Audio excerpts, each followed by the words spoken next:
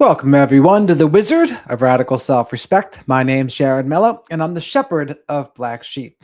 Today's live stream is going to be a little bit shorter because there's really not as much to go over. And we might also go over Nick Reiner's not guilty plea tomorrow as well. But there's not as much to talk about that because I guess that's going to go to trial. That's what that means. But today, there's an interesting thing that Brian Etten reported that apparently the suspects went to Nancy Guthrie's house multiple times, multiple nights. And what do you think that means for the investigation? How does that change things? Because does that mean they were the same person or were they two different people? Again, it's hard to tell. No Hype, how are you? 604, welcome. Hello there, Jolly. The flock of black sheep here flowing in. I love to see it. Geno Smith, the quarterback. I know who that is. Christy, welcome. Hopefully everyone's staying warm over there. How are you today, Brenda? Yes, this is live. Not recorded yesterday or tomorrow. Hello there, Lennox.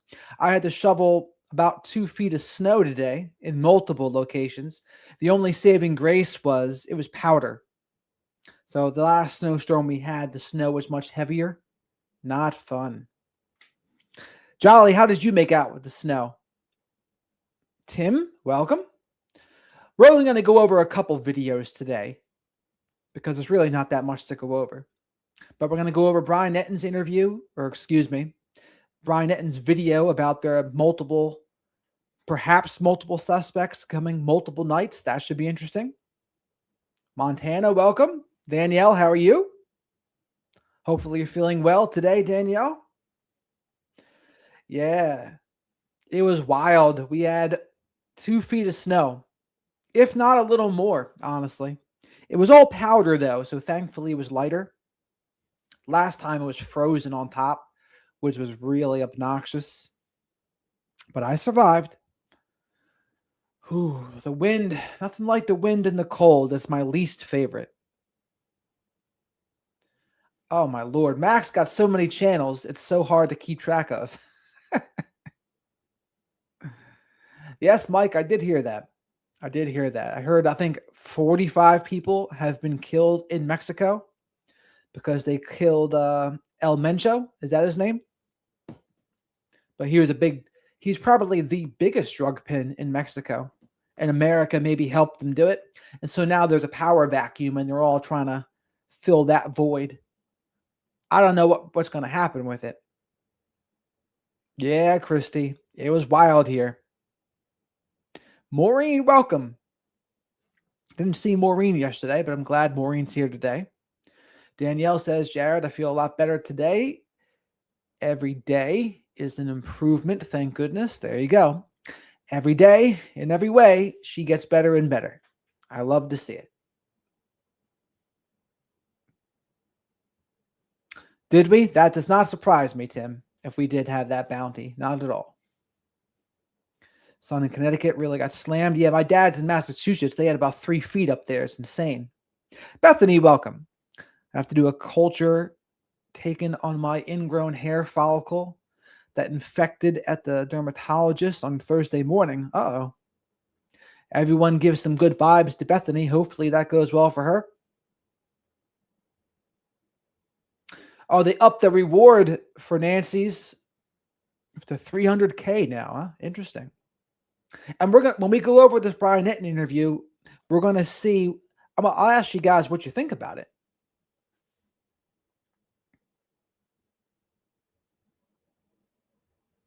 Good vibes. Yes, good vibes to Bethany for sure. Interesting. Interesting thoughts there, Gracie. But again, I'll ask the chat what you would think if they went multiple nights. Does that change how you see it in any way? I'm still digesting how I think about it, honestly. Sarah, welcome. Glad to see you. Oh, not that one. How about this one? Perfect. checking out my show. Really, really appreciate it. Please click to subscribe. I'm still here in Tucson. I wanted to show you guys. There's a lot of, I heard about these tunnels, but there's these tunnels. They're like drainage tunnels, but they go underneath different parts of the city, like where I am now. And there were actually volunteer crews out here searching for Nancy Guthrie over the weekend in some of these tunnels. And I wanted to show you guys what they look like, because some of them go on for quite a while. It's really dark. It's kind of creepy out here, actually. Chris, who's behind the camera, actually scared me a second ago and pretended like there was someone down here. But you can see they basically go underneath a lot of the main roads, and they connect to different parts of these neighborhoods. And like I said, I'm told there's a bunch of them. But in this episode, I'm going to show you the latest with the search efforts. Also, something really interesting I heard about: could there be a deal worked legally so that someone who has information about where Nancy Guthrie is could come forward, someone who may have been involved in the kidnapping could come forward and give the information without getting criminally in trouble? It actually has a legal term. It's called Queen for a Day. Someone brought it up to me, and I'm going to really dive into it into this episode, because if a deal could be worked out, could that really move the investigation along in terms of what happened to Nancy Guthrie? I'm getting into that in this episode. And also this big question of whether the case has gone cold. I have sources who say it is not cold, and I'm going to explain why coming up in this episode of Brian Nancy. All right, guys, I'm outside Nancy's house with a really, really big update. So that was pretty interesting there, the tunnels that people were looking for her in. I mean, they may as well. Considering they have no idea where she is, they may as well look everywhere, right? I don't have a problem with that. Also, Bethany reminded me of something. She said she was worried. Something that helps me with that is understanding that worrying is nothing more than a negative meditation. And so ever since I started seeing it that way, that's what I think of whenever I hear someone worrying. It's like, yeah, that's what it is. It's a negative meditation. Now, that doesn't mean it's easy to stop doing. I'm not saying that, because it's like telling someone to calm down when they're upset, right? It's not going to work. But it has been helpful for me to remember that. But I'm big on focusing on mindset stuff. That really helps too. On the story. So we have confirmed, you remember there was the pictures of the suspect, the one with him wearing the backpack and the one with him not wearing the backpack, taken on Nancy's Google Nest camera. We have confirmed that these pictures that you are looking at are from different days. The pictures are from different days, which makes sense because a lot of you have been. So these pictures are from different days. So this is maybe one of the things that they didn't tell us about the Nest Cam footage, but these are from 2 different days. So this person scoped it out one night and then completed the task another night. And that's even presuming it's the same person. Do we think it's the same person, or does it look like a different person?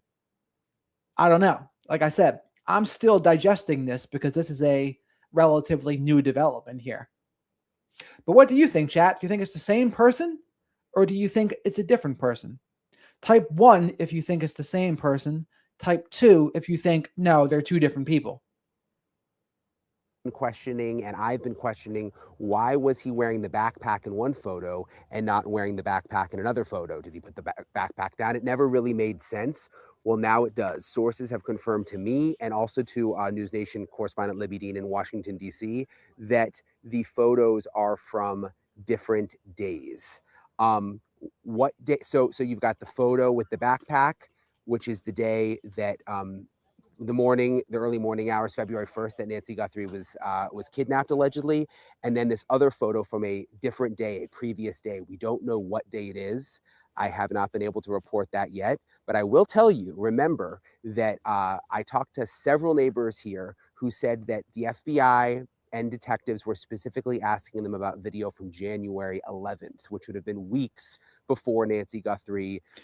Maybe this is January 11th. Maybe, right? So almost everyone in the chat thinks same person. I think only one person didn't think that. And I think I agree. I think they do look like the same person.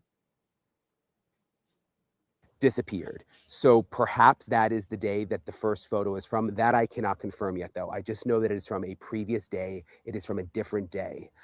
So this opens up a whole new can of worms. Was the suspect casing the house? You know, I mean, it would appear the answer to that is yes. Was he? And remember that woman that Brian Etten interviewed in the car? She had information she was going to give to the sheriff and other law enforcement about that van or whatever it was that was casing out the area. I do wonder what happened to that. We haven't heard a word about it since Brian Etten talked to her. Do you all remember that? We went over it. But I wonder if there's something to that. And again, if they have a description of the vehicle, hell, you may as well try to follow through on that, right? Planning to kidnap Nancy on a previous day and then backed out and then came back? That is a possibility. But this apparently was not just a random act where someone decided to do this at the last minute and came to Nancy's house and took her. Because again, I have now confirmed that the pictures, the photos, the surveillance pictures from Nancy's Google Nest camera are from different days. One with the backpack from the day of the kidnapping, and the one. So Tim, a community member of the Flock of Black Sheep, asked a very important question.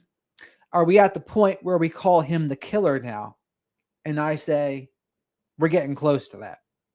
It's getting close to that, unfortunately. I think some people are hesitant to say that because they don't, as long as there's hope, they don't want to call him the killer. But we're coming up on that, unfortunately. Without the backpack from a previous day. So this is really opens up a new can of worms of what happened here. I'm going to try to dig in for more information. I want to go to an interview that I did earlier with my buddy, retired FBI agent Steve Moore, to talk about sort of the progress of the case. A lot of people have thought the case has gone cold. By the way, 1 second, something else I just thought of. It's interesting that law enforcement didn't tell us all of this from the beginning in terms of the photos being from different days. And why didn't they? Because obviously the suspect would know that they had the photos from different days because he's probably seeing them and knowing the one when I'm not wearing the backpack is from a previous day and the one with the backpack is from the day of the kidnapping. So it's interesting. I wonder what the rationale between law enforcement not telling us that from the beginning is. But anyway, I want you guys to hear my interview with retired FBI agent Steve Moore. And I think the rationale from law enforcement and Sheriff Nanos is they're not telling us a whole lot that we just don't know. There's so much that we don't know, I think. And I think he's maybe begrudgingly saying anything to the media at this point. And then when he does, he kind of is all over the place. But I think there's tons of things that he just hasn't said yet. Just about the status of the case right now. A lot of people have been questioning whether it's a cold case. He doesn't think so. He explains why. And then also the Queen for a Day, which is interesting. You know, it's basically an agreement that prosecutors can make with someone if they have information about the kidnapping, if they were involved. There have been other situations where they've made agreements with people to get information out of them, and then they will either get a lesser sentence or no jail time at all. Could that be a possibility? Could that come up in a case like this? I want you guys to hear my conversation with Steve. So this is Steve Moore here, retired FBI agent. So the fact they came multiple nights means definitely planned, right? Definitely planned. And they would definitely also know, okay, she's home. She's home at this time. So you would think if it was going to be a burglary, why would they do it when she's going to be home? That just wouldn't make sense if that was their goal, right? Goal is to burglarize. You don't want them to be home. You don't want to have to run into that. So that's why I don't think it was a burglary. I think it was a punishment / revenge, specifically for Nancy, or excuse me, for Savannah. I'm joined now by retired FBI agent Steve Moore. Steve, it's nice to see you. I've lost track of days since I've been here. I guess it's now day 23, which is wow. Yeah, I didn't think, when I came here, I was just telling you, I was just getting a new rental car. I mean, I keep extending because I keep thinking that I thought maybe I'd be here a few days, and it's not going to take more than a week. And we've reported that, that this isn't a cold case. NBC News is now reporting today, according to 3 law enforcement sources, that this is not a cold case. And I'm always kind of interested in the NBC reporting just because of their connection to Savannah Guthrie, Right. What do you think? I mean, what's your sense? Well, it's certainly not a hot case, and the way I would define that is that if they thought something was going to happen right now, the last thing they would be doing is releasing assets.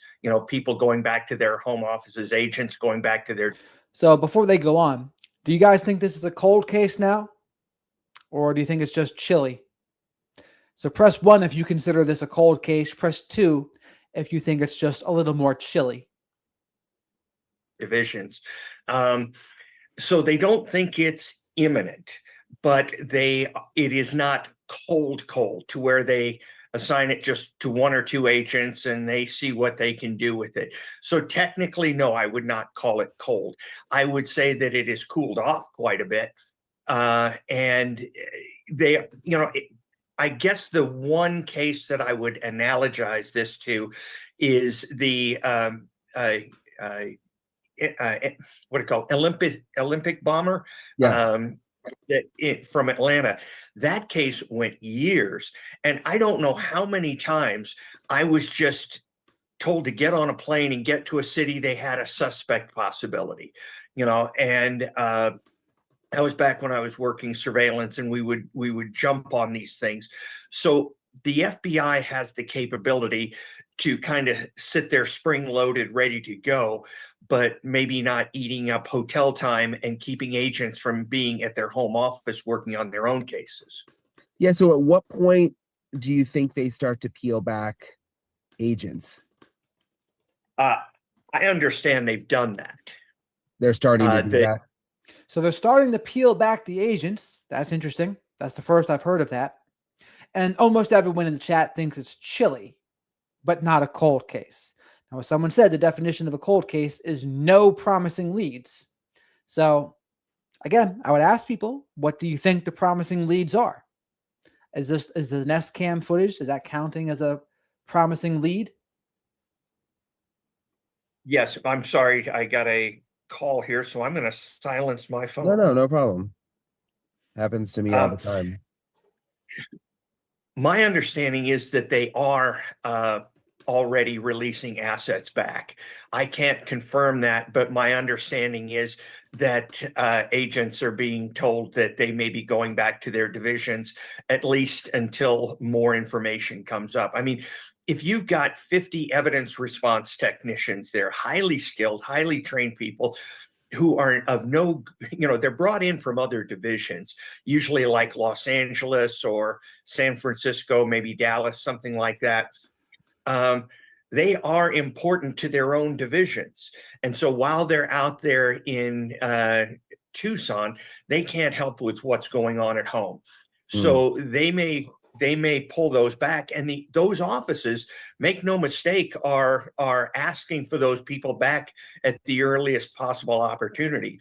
So what you come up with is there's a hot standby where you're standing by on the scene, and there's kind of a ready standby when you're in your division, which is probably take you 6 hours to get to Phoenix, if you understand what I'm saying. Yeah. You're still packed, ready to go, but there's nothing for you to do there. I mean, you processed the scene about 20 times.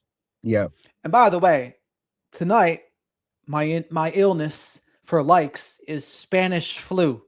I have the Spanish flu today. And what the cure for the Spanish flu tonight, since it's an abbreviated episode, is 500 likes. That's the cure for the Spanish flu this evening. But please remember to subscribe to the channel also, if you haven't already, and come check out the awesome flock of black sheep in the live chat. One of the top questions I've been getting comes back to the timeline. And I was just looking back at it again, that the doorbell was disconnected at 1:47 a.m. and that her pacemaker app disconnected from her phone at 2:28 a.m. So it's like a 41-minute window from when it seems, the person was at the front door and disconnected the camera to when she was moved far away from her phone or maybe her Apple Watch where the pacemaker disconnected. So 41 minutes. I mean, what do you think was happening in that 40? I'm just trying to think about that 41-minute time frame. Does that seem like a long time to you? Because if you were going to go in and kidnap someone, wouldn't you do it faster than in 41 minutes? Yes, yes, that would be the expectation. The entire time you're in that house, you are, I mean, what if she had a silent alarm going off? What if she had, being elderly, what if she had a neck alarm saying So I'm trying to say to Lisa Mitchell that, of course, I'm nutty, but YouTube didn't let me say that for some reason. I have a medical emergency? It makes no sense for them to stay in that house for as long as they did. And there is no doubt in my mind that that's causing the agents on the case pause. And this may be one of the main reasons that there are questions about whether kidnapping was the initial reason for the entry into the home, or whether it became a kind of an adjunct, something that they could leverage later on, or whether there was no intent at kidnapping at all, and it's just a ruse. Like something happened to her. So what do you all think happened in that 41 minutes? I'll tell you what I think might have happened. I think what could explain it is it's someone they knew. It's someone Nancy knew. I think that could explain some of it. It's either that or something went very wrong right away and they had to do something about it. But again, if the goal was to kill her anyway, then I don't understand what would take so long with it. Like, why 41 minutes at that point? If the goal is just to get in and out and then run away. I don't know. Like, the 41 minutes is peculiar to me. But what do you think they were doing in that 41 minutes? Just thinking again, 41 minutes. Like, do you think it could have been a burglary and then something happened to her? Or when you say a ruse, what do you mean? Well, first of all, burglars do not carry guns generally. They may carry something else, but if you have a gun at a burglary scene, your charges are enhanced crazily, and you stand a good chance of getting shot by somebody inside if they're armed. Generally, burglars do not come in armed with anything more than a club or maybe a concealed knife. And if you are going to carry a gun, you are not going to make it visible. That's just foolishness. So the visible gun makes me lean away from a pure kidnap or from a pure burglary, and more to something else. And the other things that you could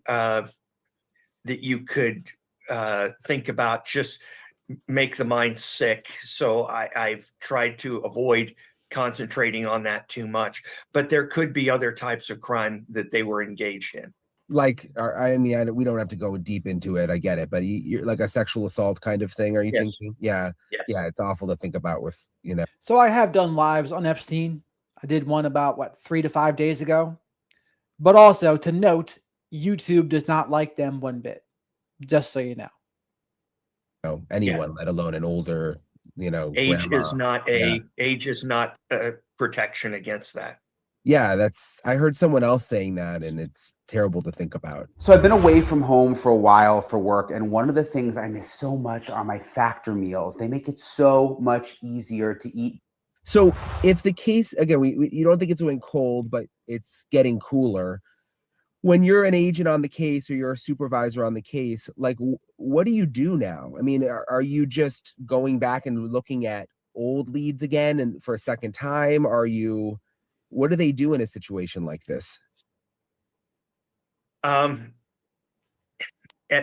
some point, there are good things about less visibility, or I'm sorry, the case being drawn down, and there are bad things. One of the good things is less visibility, and all of a sudden, the case agent becomes able to work the case the way they wanted to work it. When you get a case like this, when the President of the United States has commented on it, when the Director of the FBI is commenting on it, the problem is that there are 20 or 30 people in a very small kitchen. And I mean, as a case agent, you sometimes feel like, hey, I know what I'm doing. I've done this before. None of you are as experienced as I am in this situation. Would you please let me do it my way? I can guarantee you that pure investigative action has been compromised by political concerns, by concerns about getting along with the sheriff's department, and other issues like that. When the case starts to draw down a little bit, all of a sudden you find you have a lot more freedom to explore things the way you want. So less attention may be a good thing. Yeah, I'm thinking about a case I was on where I was actually on the wrong side of this equation. There was a believed to be a top 10 most wanted person in a small town in Montana. And they sent like 8 of us, and I was one of them. They sent 8 of us to do surveillance on this person and try to find them. And we worked for a week trying to locate them. And the closest we came to one day is we saw them in traffic during a snowstorm and were unable to catch him. The single agent that worked that town had worked it for 25 years and said, if y'all would just leave, I'll have this guy, and he was right. After we left, about 2 weeks later, he just walked into a place where they were playing cards, sat down next to the guy and arrested him. And so these things sometimes get more energy and more traction when management isn't involved. Let's go back to the beginning with the sheriff. And they it seems like they didn't do a great job processing the scene. At least those are some reports, because then the FBI had to come back in and they had opened up the crime scene. Do you think that they did damage that could be a big issue now that can't be undone? Very good question by Brian. I'm curious this myself. Let's see what he says. That's certainly a possibility, Brian. The issue is, first of all, I want to say that I don't know what they know. They've got evidence that I don't know of, and they have complications and dead ends that they found that we still might think are open. So I'm only going to go discuss these things in terms of complications rather than what they might have resulted in.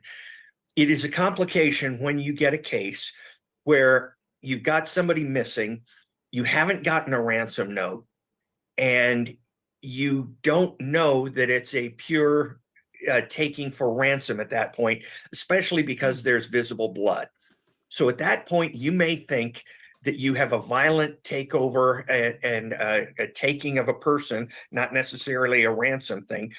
So you, as the sheriff's department, are working this with the assumption that you only have a few hours, maybe 24, to find this person. And so you are thinking less of a long-term detailed investigation as you are finding obvious clues that will let us go right now and do something. So this is an interesting perspective by him. So he's basically saying, when time's of the essence, maybe you're not thinking about being as detailed as you might be.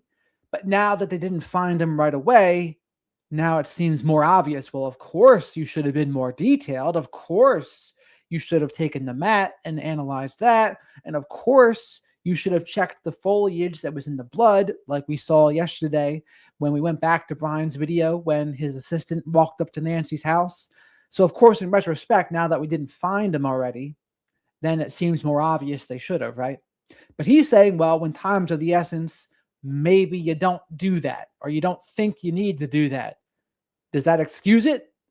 I don't think it excuses it, but perhaps it's an explanation.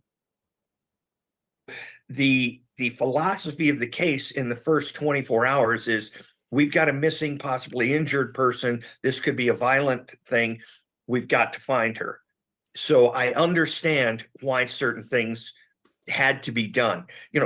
You can't go in and even search the place for her to see if she's in a closet or somewhere without damaging the crime scene. That's just the way it is. So that's a big complication.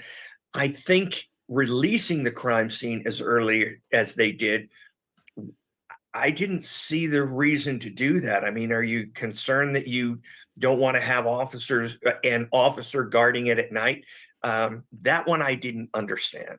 Yeah, it seemed like it just happened. I agree. I don't understand that either. You can still think time is of the essence, but that doesn't mean you have to open up the crime scene to potentially contaminate it, right? Maybe too quickly. Yeah, that certainly is a strong possibility. I was thinking about the ransom notes, and the Bitcoin account, and the emails that went to TMZ, and the messages that went to the local TV station. I guess I would have thought by now the FBI, with all of their resources, would have been able to track some of that. Yeah, yeah, it is extremely tough to when somebody is adept at hiding their location. I mean, they'll bounce these things off like 10 different locations all over the world. As sender, from sender to sender to forward. It's extremely difficult. And as far as what the FBI probably we think should have found. Yeah, I think as an FBI agent that a lot of this stuff would seem to be within the FBI's capability. But I can't tell you how many times as an FBI agent I was disappointed when they said, "Steve, there's just no way we can get anything from this or from that." And they don't have to tell us, they don't have to tell me why it didn't work. I just know, I don't know what they're doing, but I know who they are. And I think that they are extremely capable with the tiniest bits of evidence to do amazing things. So the fact that we haven't seen something tangible yet indicates to me that somebody has either been extremely lucky in how they did this, or they have made some pretty good plans that have possibly stymied the FBI. So let me ask you this, chat. Do you think he's just lucky? The people that did this, are they lucky or are they good? Which do you think it is?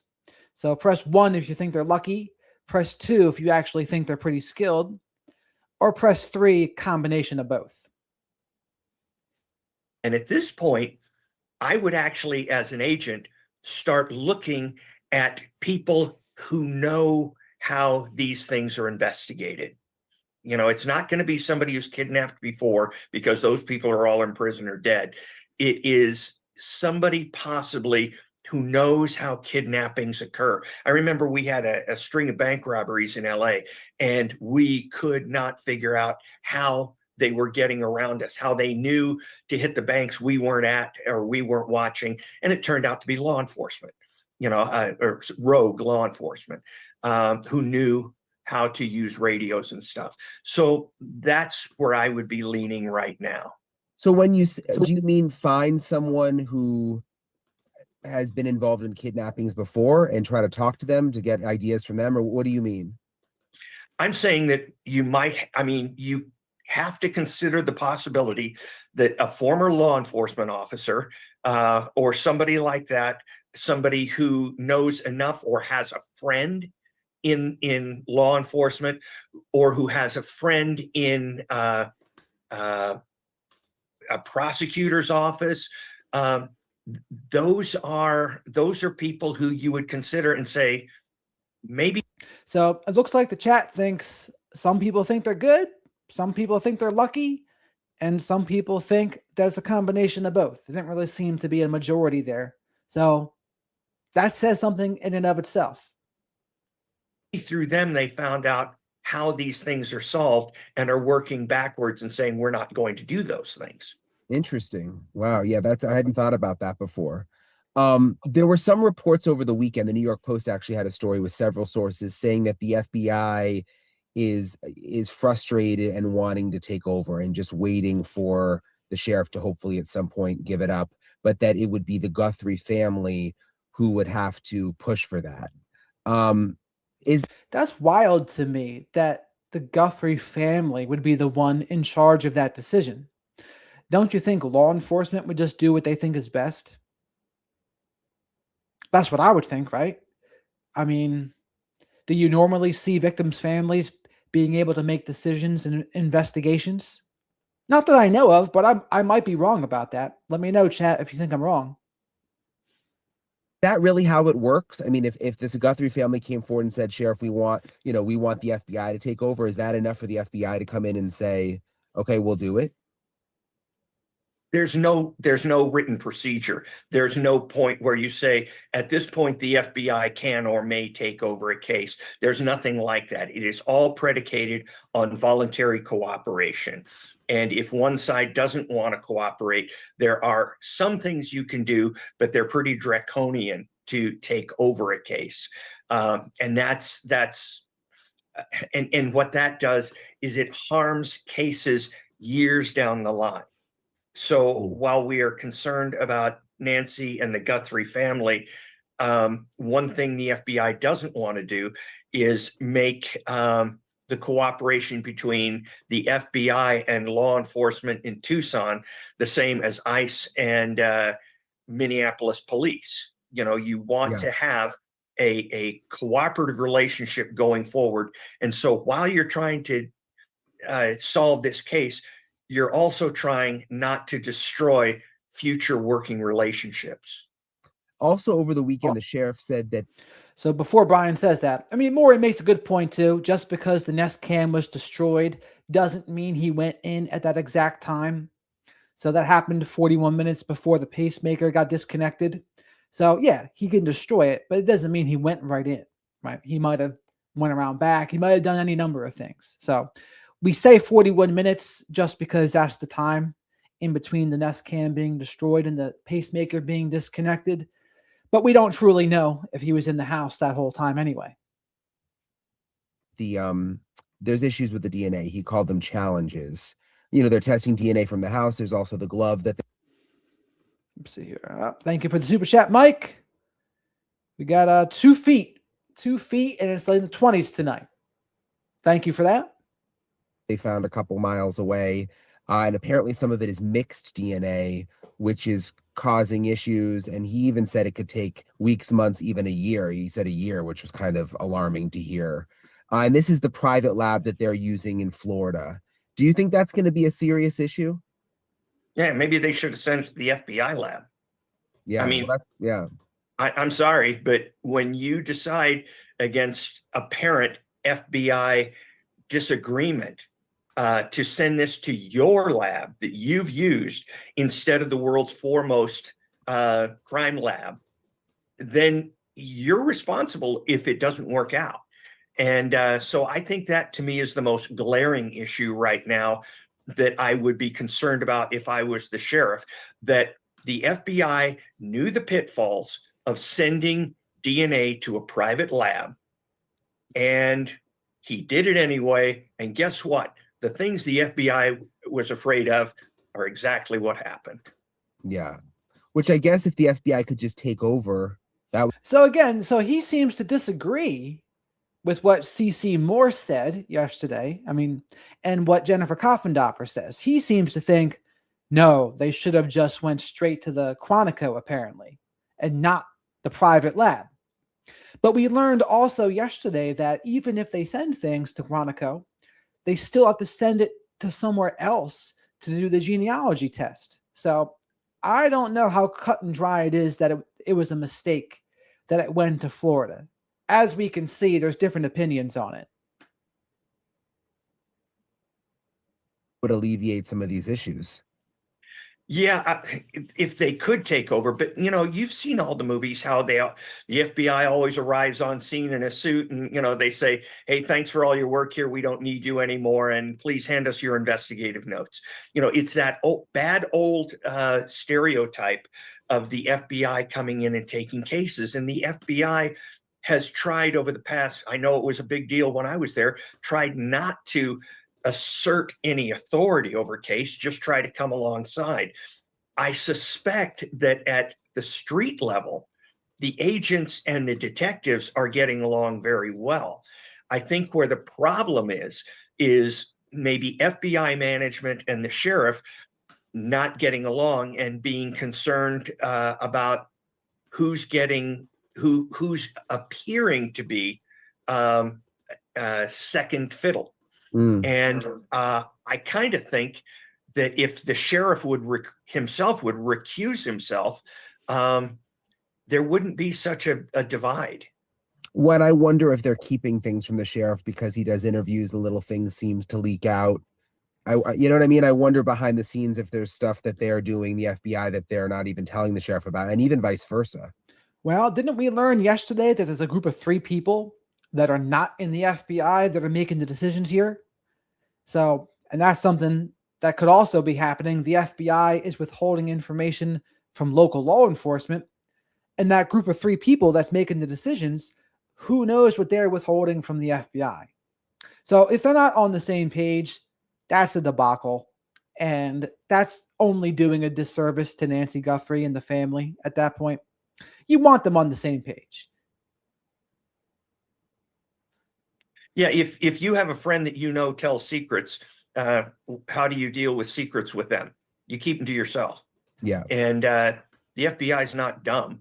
And they know that, when they see, the FBI despises reading about their investigation in a newspaper, or in these days, seeing it on a podcast, or hearing it. It's something that just drives them up a wall, and there will be immediate consequences for that. And then as a result, the people who are not being told some things are now complaining that the FBI is locking them out. Well, the FBI is smart enough to know that locking somebody out really doesn't help the investigation unless that's your last resort. And just back to the DNA, if they start sending it around to be tested, like they need to do additional testing, or they end up sending it to the FBI, is that an issue? Like, does it wear it down? I don't know if that's the right terminology, but You mean the DNA itself? yes, yeah. The DNA is finite. I mean, every time you do a test, you use part of the DNA. And that was the Amanda Knox case I was involved in years ago.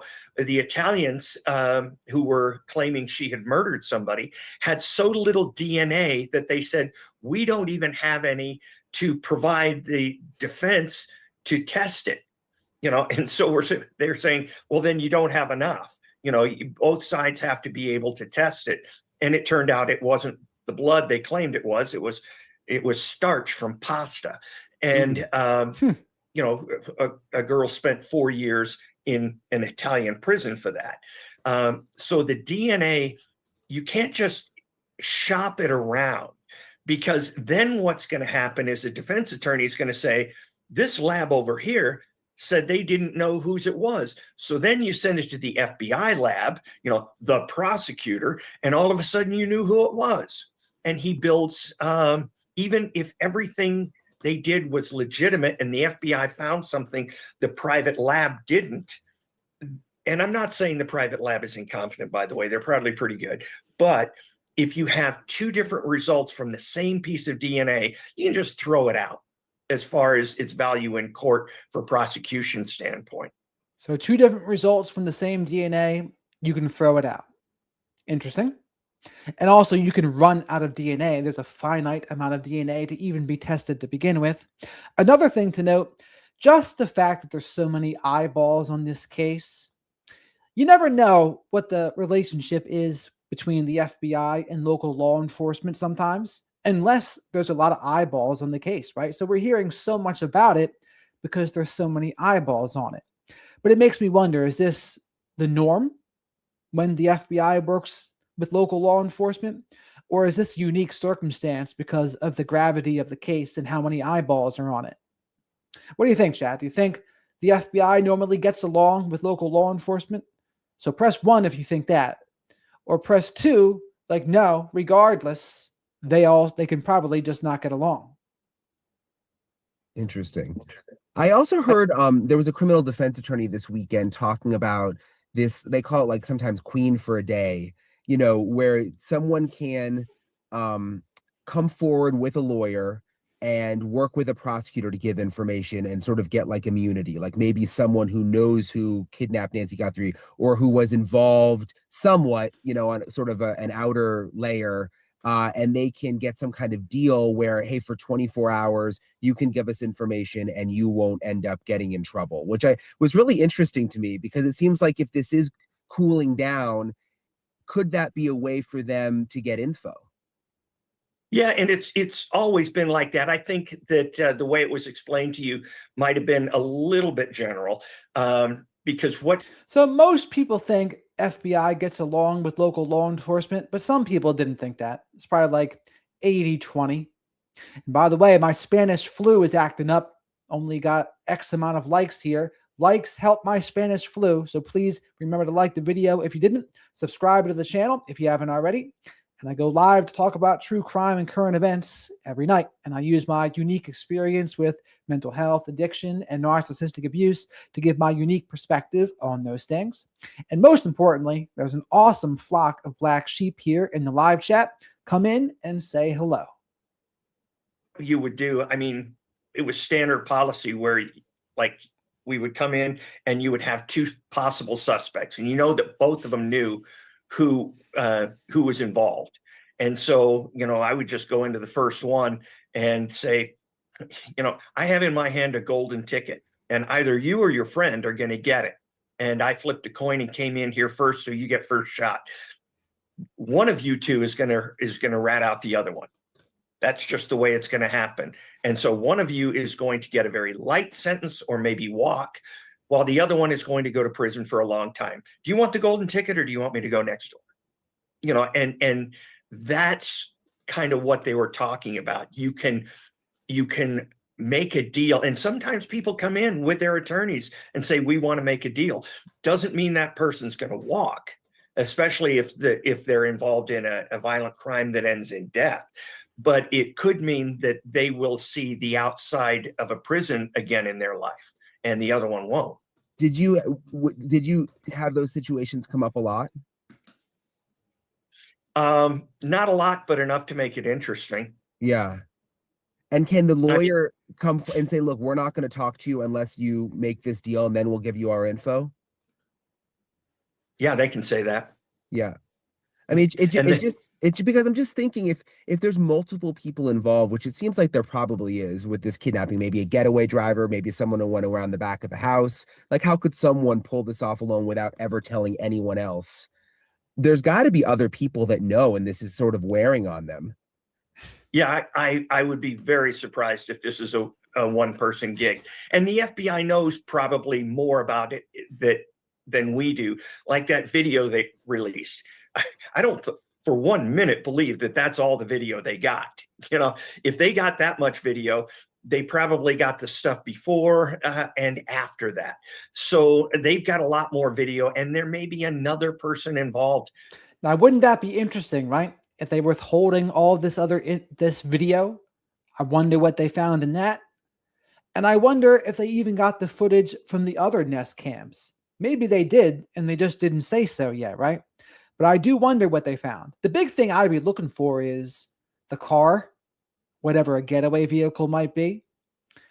And if there's any interaction, of course, between Nancy and them, right? That's, of course, what you're going to be looking for.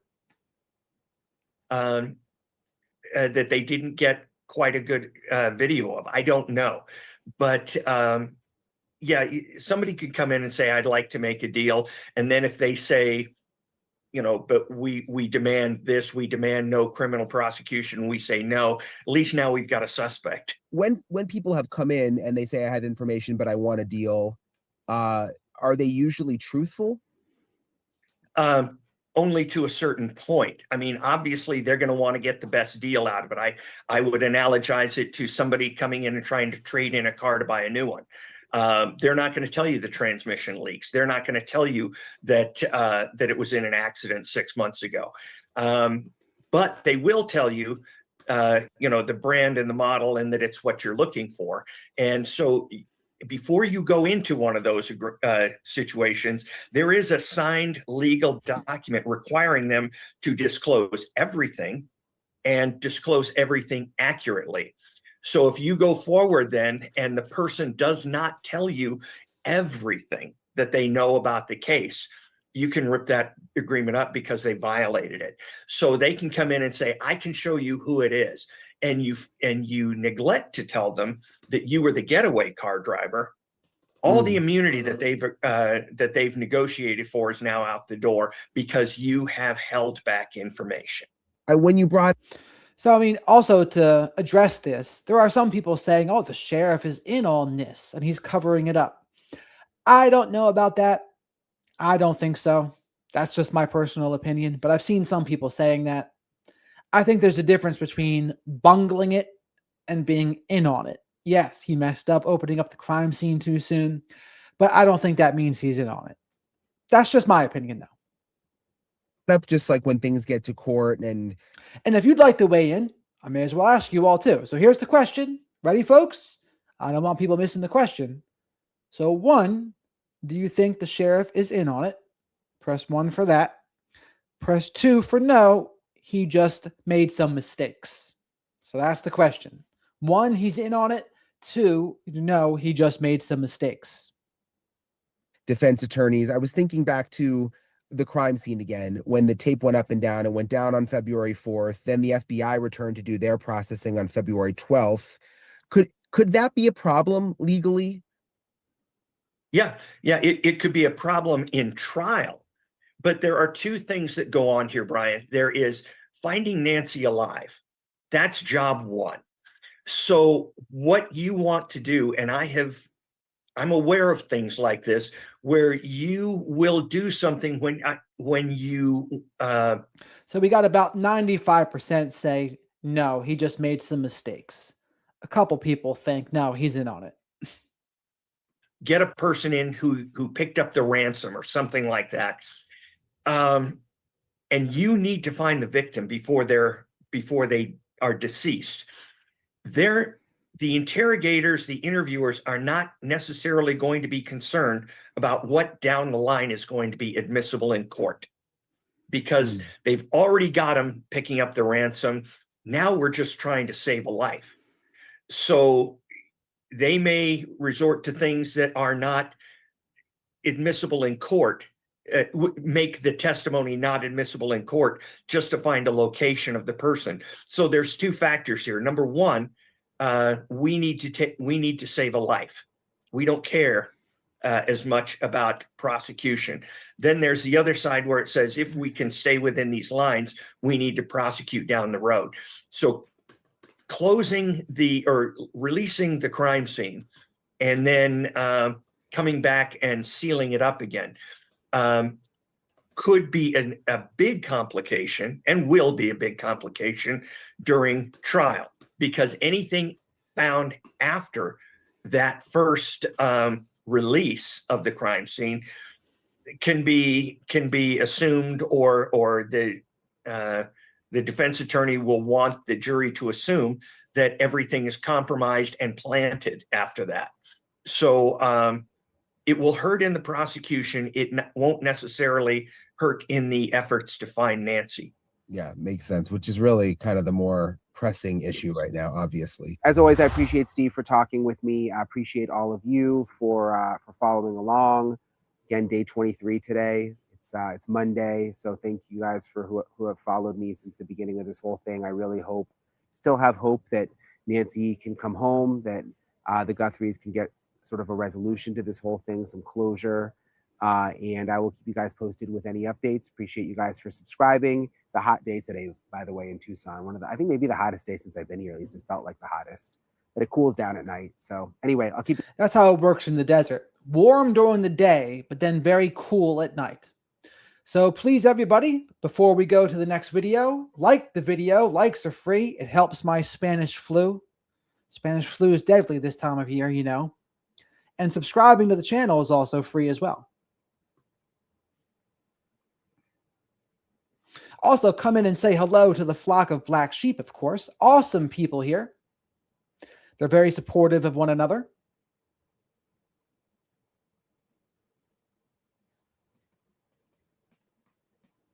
There we are. Hidden Killers with Tony Bruschi. Here. So this is Tony Bruschi with Jennifer Koffendorfer. Everyone should check out Tony Bruschi's channel. I like him. He does kind of more editorial stuff, but he has his experts on. Jennifer Koffendorfer is a regular on his show, so make sure you give him some support. He's always been good to us on this channel here, so please return the favor, subscribe to him, and like his content as well. Now, Tony Bruschi.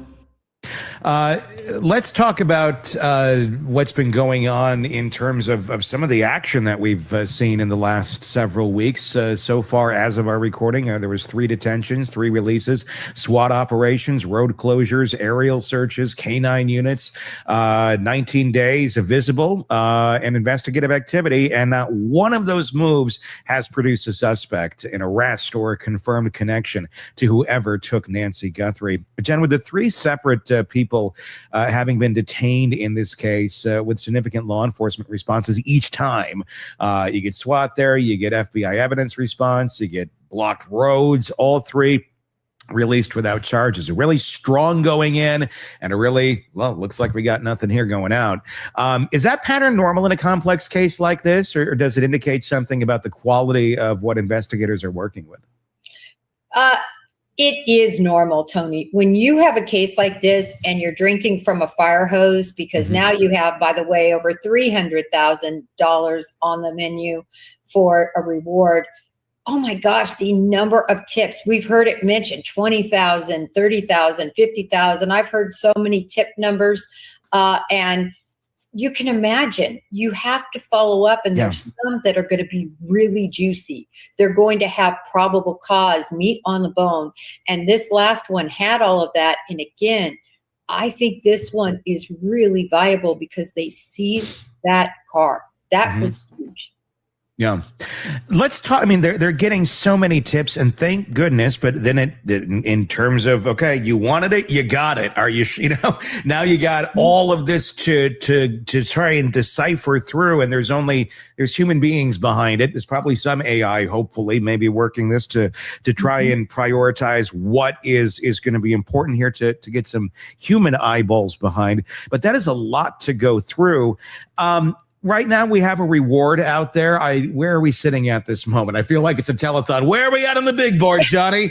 I think we're up to 300 now. Okay, a little over 300. You have a prize. 300,000. The flock of black sheep knew that already, but the reward is 300,000 now. Private donor. The Milwaukee and yep. 88 Crime. Okay, which is affiliated with the Pima County, and then of course you have the FBI at 100. Should the reward be higher, and why? So this is my thought, and again, I'm just telling it the way that's what I want. If this is well, some people aren't going to like what I'm going to say. So that's what I caveat when you hear me Buckle say up. Some people aren't going to like Spacey Jen, but if this is my mom, I'm like, all right, everybody, we're pulling in the big bucks. We're getting 700,000 yesterday, especially if I'm worth 40 million, which I am not. I want 700,000 on the table to add to that to have a cool million. Why? That couldn't hurt. Having a cool million as a reward. I mean, why not? But also, please, everyone, give some good vibes to Bella's brother. She said that he's still in grave condition. He had open heart surgery on Saturday. So give him and her and their family and loved ones some good vibes, prayers, good energy. They need all of it. Not because I want more tips coming in, but because I want those pieces of crap that know exactly who this person is to come forward and say, that's exactly who this person is. And $1 million, anonymous $1 million, leading to the arrest and conviction of this fool, that's going to be worth it to a lot of people. A lot of betrayal can go on for $1 million. Yeah, 300,000 is getting a little more juicy, but $1 million. Now remember, after taxes, that's not that much. I mean, it's going to take off another 38%. Yeah. You know, I tend to agree with you. I was asked that question the other night on Vinny on Court TV, and I agree there, because it has to be life-changing money. If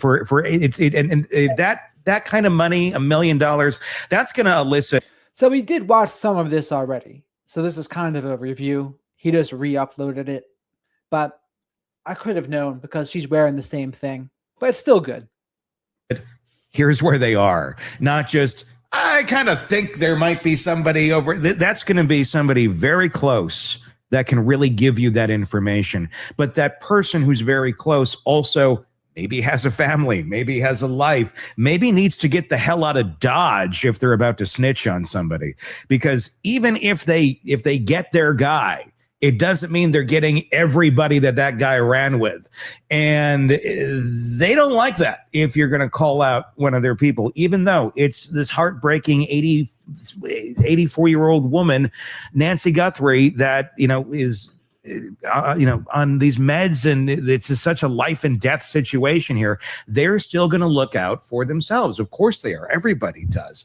But if you gave $1 million, or what about an offer beyond money? Could the federal government step in here in some way, shape, or form and say, hey, if you have information that leads to that, who this person is, we can relocate you as well. Like the federal relocation, witness protection relocation program. Can we put that on the table for somebody if they were to come forward of like, I got it, but it's going to take even more than money for me to be able to tell you anything? Interesting question. WICSET is actually run through the U.S. Marshals. Mm-hmm. A lot of people may not realize that, but certainly I've had situation involving that. And it's such a great program, but it's problematic. People never stay in it because it sounds great and sexy, but guess what? You can never see the rest of your family ever again. So witness protection is run by the U.S. Marshals. I didn't know who ran it, but that's who runs it. Mm-hmm. And you're relocated to a farm in South Dakota when you're from South Miami. Yeah. So it sounds great. Could it be offered? Anything is possible, Tony, but I can tell you typically people don't take it. But I don't think I always say this, once somebody's arrested, they lose all their power. And I really don't believe that this is some Mexican cartel, huge conspiracy to take Nancy and make millions on this. Obviously, we don't even have a ransom demand that's legitimate that I can see. Yeah, that's true. I mean, because that is kind of putting it in that court of that sort of a mindset where there are, but even if it's not, even if it is a B&E that went horribly wrong, and this guy's got some family or friends, and there was leakage, and somebody knows, going off to the farm in South Dakota. So someone in the chat just said a quote that I do kind of like, because I think this is a missing thing. But they said, science without spirituality is a misguided missile. I could see that. I could see that being the case. And nobody ever finding you again, but also here's $1 million. That I don't know, compared to like where someone may be sitting right now, if they're sitting in poverty and a really shitty life and a really dangerous situation. I don't know. The farm and $1 million isn't all that bad of a deal. Yeah, I can't say that I disagree with you. I can just say that typically in my experience, the minute even huge gangbangers that are running the Crips, even individuals who are part of the Medellin cartel and had tons of power, the minute they get behind bars, they are sucked out of a lot of their power, certainly their street power. Yeah. And so, but I get your point. I mean, somebody like this would be turning evidence against an individual that could possibly cost him his life. Yeah. And that's a risk. Most people are not going to take, even if it is certainly the right thing to do. Where are you at right now, Jen? I'm curious as to the type of individual that you think this is. We were just saying, it does not look cartelish. We've talked a lot about B&E gone wrong on this show. I know Robin is kind of in that camp. From your perspective and your experience, where are you sitting right now? You know, there's a lot of people and a lot of my cohorts that think exactly that, Yeah. B&E gone bad. I just struggle with that for so many reasons. Actually, I need to do a tweet. Why? Not a B&E gone wrong. Not a burglary gone wrong to me at all. I think planned for a punishment or revenge against Savannah Guthrie. That's what I think. And again, that's one of the things that it proves that Nest Cam footage is from multiple nights. It's the same person more than likely, but it's multiple nights. So would they go back when they knew Nancy was there if burglarizing it was their goal? Or I don't think so. I don't think so. I think they were doing a walkthrough. That's what I think. But think about it, that's wild that they walked all the way up at whatever time that was. And even Nancy, she never would have known because she didn't have a subscription. So how would she have checked? She wouldn't have been able to. It could be a B&E gone bad and why it couldn't. And I think if you see that juxtaposition, okay, look at where she lived, out in the middle of flipping nowhere, almost. I say that. When I say that, I just mean acre to 3 acre plots. I've posted her picture a lot. I don't know if you have her house. You can barely even see it. Like there's this scrub brush and sage. I don't know what the different plants are, but it sits way back in there. It's not something that you would say, oh, this is a perfect place for me to go. Then you say, oh, there's cameras. It's funny when I teach classes on security and how to make your house hardened. The first thing I say is, even if you don't have a camera, have a sign that says, you know, stop, you're on candid camera, or something that says you have a camera. Even Again, I hear when I was doing political polling, you would hear that all the time. You'd walk by a house, or even you walk up to a house, and it would scream, "You are now being recorded. Hi there, you are being recorded." And guess what? Just the fact that it's even doing that will put any person that wants to do something like this on alert. They're not going to want to do it. If that's what happens, like it puts the spotlight on you. And granted, where they are, the houses are further apart. That does make a difference. It would have to be pretty loud for the other neighbors to hear it, but even so. But either way, my Spanish flu, still struggling with it here. Likes are the cure for my Spanish flu. And please subscribe to the channel if you haven't already. if you don't have a dog bites. You know, my dog bites. Yeah. Beware. Because robbers and gangbangers and people who do crime, because I've interviewed them, they will tell you, oh my gosh, if it's a choice between that house with cameras and dogs and this house, I'm not going to the house with cameras. Yeah. And Jennifer is absolutely right here. And yet they chose to go there. Mhm. So I've And the fact they chose to go there anyway, knowing there was cameras, to me proves no, this was certainly revenge / punishment, and they wanted to do something to Nancy herself. Unfortunately. always said this. I've always said, and I may be proved to be wrong, and if I am, that's fine. Sure. Unfortunately, like I always say, we're dealing with 10 cards, 5 Mhm. cards. Unfortunately, we don't get to see the whole deck out here. Yeah. But it doesn't make sense that this person was not familiar with them and did not know that she would be in there alone, and did not know she had a camera specifically in that location, because he beelines to it. He puts his head down. He goes right over to it. And I think there's so many indicators that it's targeted. And you couple that with now the fact the family has been cleared. So now we know it's not inheritance. Now we know it's not because of insurance. Mhm. Now we know, and we know it's not because of ransom, because Mhm. a proper ransom wasn't asked. When I say proper, a usual. Go to the Yeah. family, go immediately, make it easy to make the payment. Yeah. Before law enforcement is crawling on it. Certainly don't go to the media. That's the last place you go. Yeah. So it only can beg the question, was this targeted for some sort of vendetta, some sort of hate? And I don't even mean that that's the doofus on the front door. Could be. Mhm. But Yeah, it I mean, was I somebody don't else. know. It seems to be like kind of in the territory of like B&E gone wrong, or is this someone that had a reason to go for Nancy Guthrie? And then, of course, and we don't really have there really isn't much evidence to say this has something to do with it being connected to Savannah Guthrie. But certainly the question has to be asked because there's crazies out there and crazies do crazy things. And sometimes they have these weird things in their mind and they connect themselves to the celebrity that they see on TV and they go do horrible, crazy shit. It's not the first time this has happened. And there's some weird things in this case that have popped up that go, one of those things, the mention in Savannah's book, and I'm curious if you think this is just 1000%.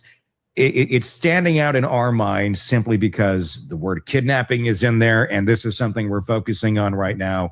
And anything like that is going to stand out 10 times more than it would otherwise. But in Savannah's book, she talked about how she was when she was a child. They had this game with her and her aunt, and I believe it was her aunt would come and quote unquote kidnap her, but it was fun. It was like, okay, we're going to go, aunt's going to go some fun days with us. They'd call mom and mom would pretend she's upset. Oh my goodness. And then it'd go be fun time with her aunt. Nothing negative about it. And she talks about it as a fun childhood kind of silly family game that they would play. In light of everything now, it looks a little weird. And in no way am I saying that's pointing at the family, but I'm saying that seems like something an obsessive type person might glean onto and go, I don't know. But that also does feel like quite a stretch to me. What's your take on that aspect of this? Well, I got to be honest. I was down that rabbit hole hard for about 2 days, and I haven't necessarily left it. Okay. Just because I do believe. So the rabbit hole she's talking about is Savannah Guthrie's book where they had that kidnapping game when they were younger. So Jennifer Kopfendorfer says she's gone down a rabbit hole with this. And let's see where this rabbit hole has taken her. If this is somebody, if the motive behind this is to torture and hurt Savannah, and obviously Nancy, but also torture and hurt Savannah, could they have stalked her in this way? Listen, nobody even knew she had written 2 books. I shouldn't say nobody because I saw it was a bestseller. But listen, I tracked it. It's sold by Walmart. Yeah. Both the child's version and the adult version. And it mentions, as you said, this whole kidnapping thing. And then also, remember that strange language? Yeah. That was in her plea. Mm-hmm. And I wanted to be able to say it exactly verbatim, but it was essentially, it's not too late. Mm-hmm. That was one of the sentences, and there was another one as well. You're not alone. You're not alone. It's not too late. And that is absolutely the overarching, message in her books. Mm-hmm. And then on top of that, I think it's not too late is an exact quote. And I always thought when I heard that, I thought, wow, they decided to put that in the behavioral analysis unit, trying to lead to somebody familiar with her. And I'm picturing like a John Hinckley. So do you think that's a thing? Do you think the fact that Savannah used that language, is it because she included it in her book? Or no, this is just an unrelated FBI behavioral analysis unit recommendation. So press 1 if you think it's connected. So the fact that she said that and it's in her book, it's connected. Press 2, no, not connected at all. Type.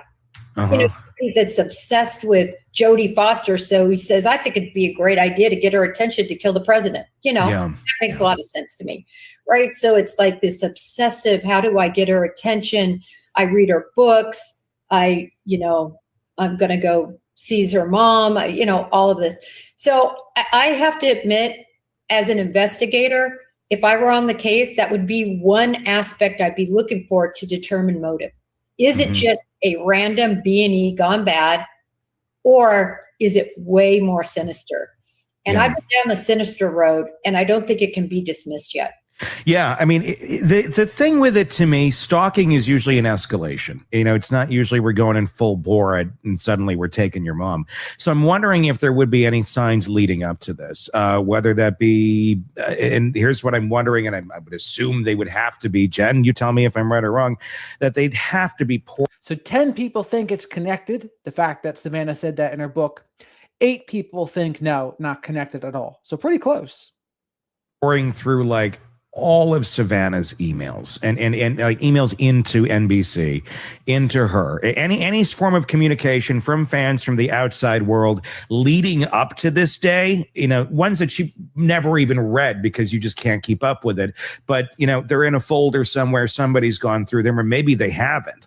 I'm wondering if there be any clues to glean in any of that from, if this is a character like that may have been sending some weird messages along the way that could have easily been swept up into, here's the crazy folder that nobody's going to do anything about because we get 48 of these an hour or something. And again, I mean, part of the reason I ask some of these questions is to get people, one, thinking and participating, right? It doesn't mean that I think, like, I have my thoughts on what the answers are to some of these, but clearly other people have different thoughts too. So I think it's a good way to get people's thoughts out there and thinking about the stuff. Well, it's so interesting you say that because the other avenue is the social media. Let me take as an example Yeah. your social media, my social media. You could go on right now on my Twitter feed and find probably 1,000 people that are saying horrible things. Sure. That's not even an underestimation. You know, something like whatever, something mean, something like visceral, like, wow, that person really does not like her. Yeah. And can you imagine? I'm a nobody. Can you imagine somebody like her that has millions and millions and millions of followers? And that if she said or did anything they didn't appreciate, especially in the political arena, right? Mm-hmm. Anything. And we know Nancy had a lot of political posts, very, very negative political posts. You know, you got to wonder, that's just another area that I think, you know, people will have to look at. But the other thing is, you know, there's hunters and there's howlers. And I learned a lot about this recently. And there's a lot of books on this by the FBI retired profilers, and specifically Cameron Malin, if anybody's interested. But hunters are the people that are oftentimes, not always, but they're more silent. Mm-hmm. There might be a little something in there, and then they get their feelings hurt or whatever, and you really don't hear much from them because from that point on, they are plotting. Yeah. They are literally working toward committing an offense like this. Howlers are the people like I talked about earlier, you know, growing hair like this, eating, you know, Twizzlers behind the screen, fat and dumpy, and they've never had a voice in their life. So my Spanish flu is getting a little bit better, but likes help my Spanish flu. Likes are free. Please remember to like the video. Subscribe to the channel if you haven't already. And as far as we know, the FBI has ruled nobody out, right? They haven't ruled anyone out. The only one who's ruled people out is the sheriff. But I would say he probably shouldn't even be doing that. The only excuse I would give him is if Savannah Guthrie told him to do it. But even then, if the sheriff doesn't think it's the right thing to do and they don't have a suspect, why would you rule anyone out? That's just my thinking. Also, super chats are a great way to support the channel and get questions answered. Super stickers are a great way to support the channel. And so are memberships. And I'm going to start doing some members-only chats or live streams at a point. It might be kind of difficult to get everyone together, but we'll see how that goes. And they're like, you know what? Let's say I hate her. See if she responds, right? So those are the howlers. It's the hunters that you have to fear. Yeah. The hunters, I mean, and people have a interesting complex sometimes when they feel disrespected in some way, shape, or form. And I think that, I mean, I would imagine they're looking through those things. They would have to be. Oh, we got a super chat here from, love the name, Common Sense 1851. The images were AI enhanced by Google. The cheap image did not pick up the backpack in the darker background. So are you saying that you think that it wasn't a different day? Is that what you're saying? The cheap image did not pick up the backpack in the darker background. So you're saying that they both had the backpack in it, just one didn't pick it up? Okay, that might be. Thank you very much for the super chat. At this point, because I wonder again, it may not be as obvious as it would seem. Just like somebody saying, I hate you." It could be someone that adores her, but because they weren't getting the attention or something. This is because it seems like it, might initially, if this was an abduction for some purpose, it was to get attention. I just wondered if then it went horribly awry as well. Of maybe they were going to try and get Savannah's attention by having her mom, but then mom died, and then it's like, well, what do I do now? I don't know. I mean, again, all complete conjecture, because we don't know what's going on, and that's what happens. We don't have information. We try and fill in the blanks. But I want to. So Heather, you probably missed it, but one of my gimmicks now is saying I have some sort of illness or disease every night, and likes are the cure for my illness or disease. I don't have any of these. They're just a way to get likes, which, I don't even like speaking any of that into the universe, so I might come up with a different version of this soon. We'll see. I'll say someone else has the illness. I don't want to say I have it. Say one more thing on this. Yeah. Not Some imaginary person, perhaps. to get too far afield, but just to stay on this path of a possibility that investigators will think about. And that is the verbiage that they decided to use from The Silence of the Lambs. That's, she's kind, she's sweet, talk to her and you will see.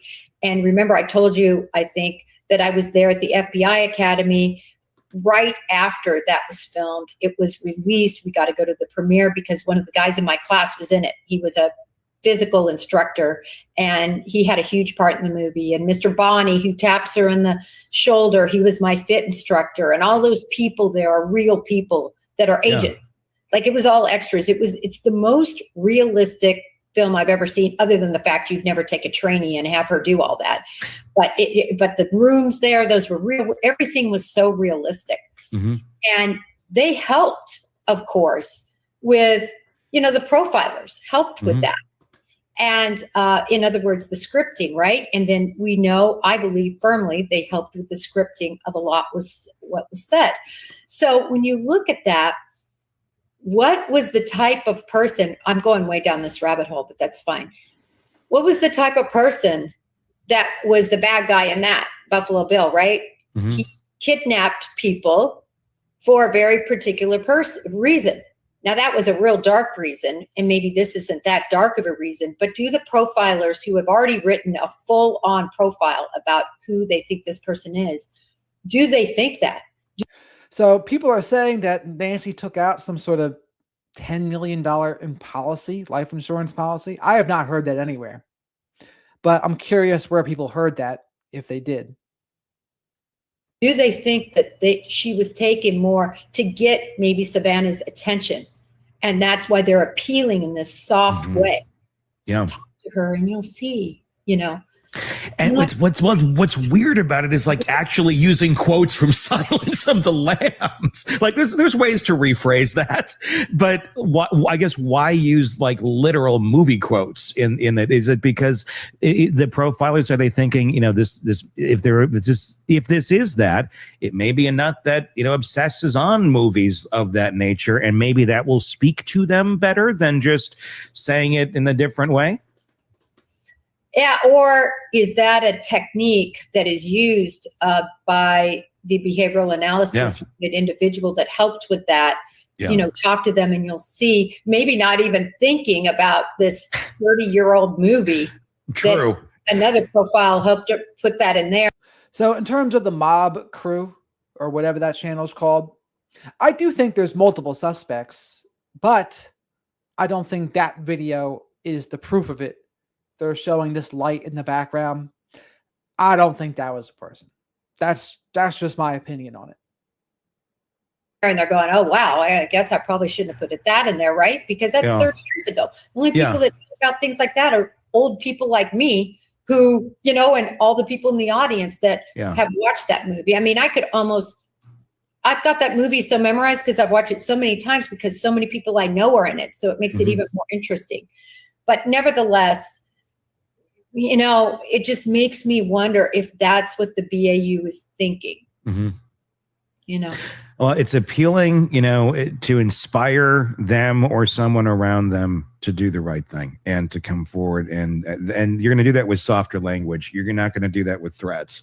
And so I get where they're coming from. It is weird. It is a little creepy with there's a lot of creepy elements that are sinking into this thing.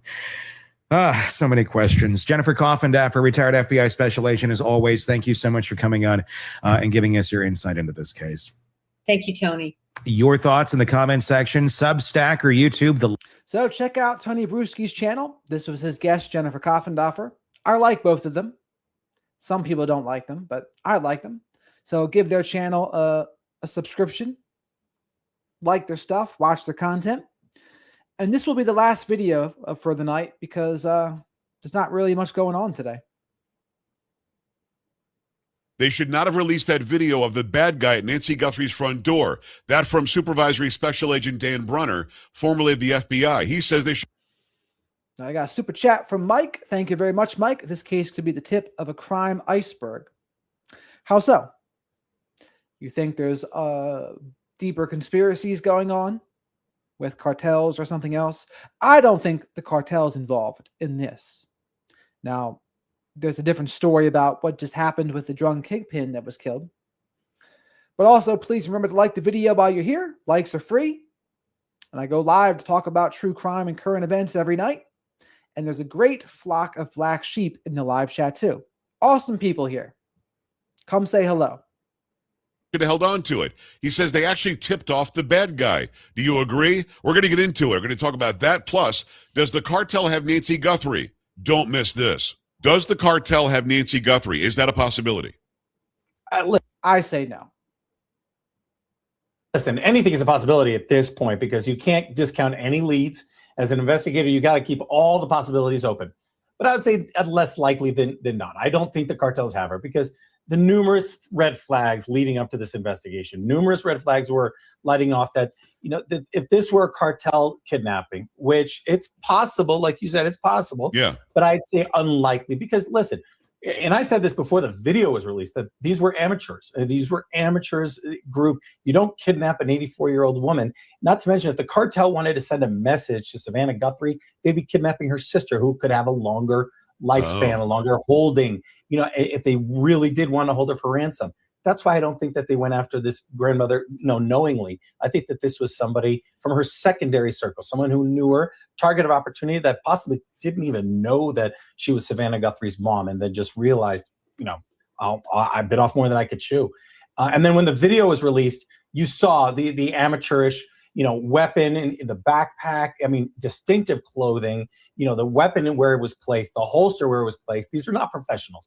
This was not an individual who knew what they were doing. They were inside the house for 41 minutes. If this really was a home invasion, and turned into a kidnapping, they were there for 41 minutes. Home invasion is done in minutes. If this were a kidnapping for ransom, they would have been in and out in minutes. But they were there for 41 minutes. There's countless number of questions that no one can answer right now. And I don't think that the cartel has them, but it can't be discounted until we have a good solid lead in figuring out who it is. It's all very interesting because, I want to hone in on one thing that you said, and I've been talking about this on my show recently too. The way the guy carried the gun. Now, I'm not familiar with carrying a gun like that. You carried a gun for your living. I carry a gun all the time now. I'm in Texas. You have to. It's just what we do. But I would never carry the gun like he did. But then somebody who was also, I think, former FBI said, we call that a Mexican carry. So is that literally, would cartel members carry the gun in front of their business like that? And I mean, I guess it's accessible, but it just seems so weird to have it where he had it. For those who are listening on the radio, he had it in front of his pants, almost in front of his area. I mean, it would be easy access, but it just seemed very flimsy where it was. Well, you have people who do what's called appendix carry, which literally is putting it inside the waistband, but almost like 1 or 2 inches away from your private area. This was a holster. It appeared to be a full-sized weapon. So not like a Glock miniature or a SIG miniature, which would be utilized normally as an appendix carry. This Okay. was a full-size weapon directly in front of his private area. So I don't believe that this is an individual with law enforcement training, military training, or regular weapons training. Again, so that would discount the possibility of this being cartel. Obviously, we know cartel members carry weapons as frequently. Yeah. So is this possible? Again, anything is possible, but because we don't have a solid suspect. But I just say it's less likely that it is somebody who is a professional kidnapper, a professional organization. I think this guy's an amateur. I think they just saw a target of opportunity. They wanted to take advantage of a little old woman, and they thought they would have a payday. And they've made a mistake. Retired FBI Supervisory Special Agent Dan Brunner. Dan, I appreciate the time and the access. I don't want to say Mexico did it or has her, but I want to exclude Mexico. It jumps out at me when they do the DNA that the guy's not in CODIS. And I'm guessing Mexican cartel members are not in CODIS either. That's why I keep saying, look, you're an hour from the border. And the one guy they detained for like 7 hours was 12 miles from the border. I guess through pinging his location through geo-tracking on his phone, they knew that he was delivering packages in that area. Not that he did anything wrong, but again, there seems to be some vectoring with Mexico. Does that jump out at you as a former FBI guy that the DNA isn't in CODIS? But one would assume, do you think this is his first rodeo? I mean, I would think this guy, the way he's dressed and he's covered head to toe and he might have 2 masks on, he's got tape around his wrists, and it almost looked like either he... So by the way, this is Joe Pags. Check out his channel. Subscribe to him. Like his content. He's good. I like him. And Maureen, yes, we will be going over Nick Reiner's not guilty plea later this week. planned it for a really long time and has never done anything wrong before, or maybe he's a bad guy from somewhere else. Again, and I hate to harp on this and saying we don't know anything, but you're right.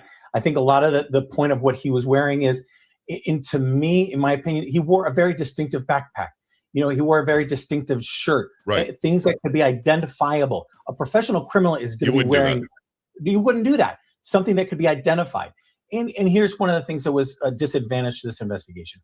I believe that the video was released too soon. So whoever released it at FBI leadership, because I know the case agents on the ground did not want this released, but they released it the day it was recovered from the servers. That which caused a severe damage to the investigation. I got to stop you, Dan.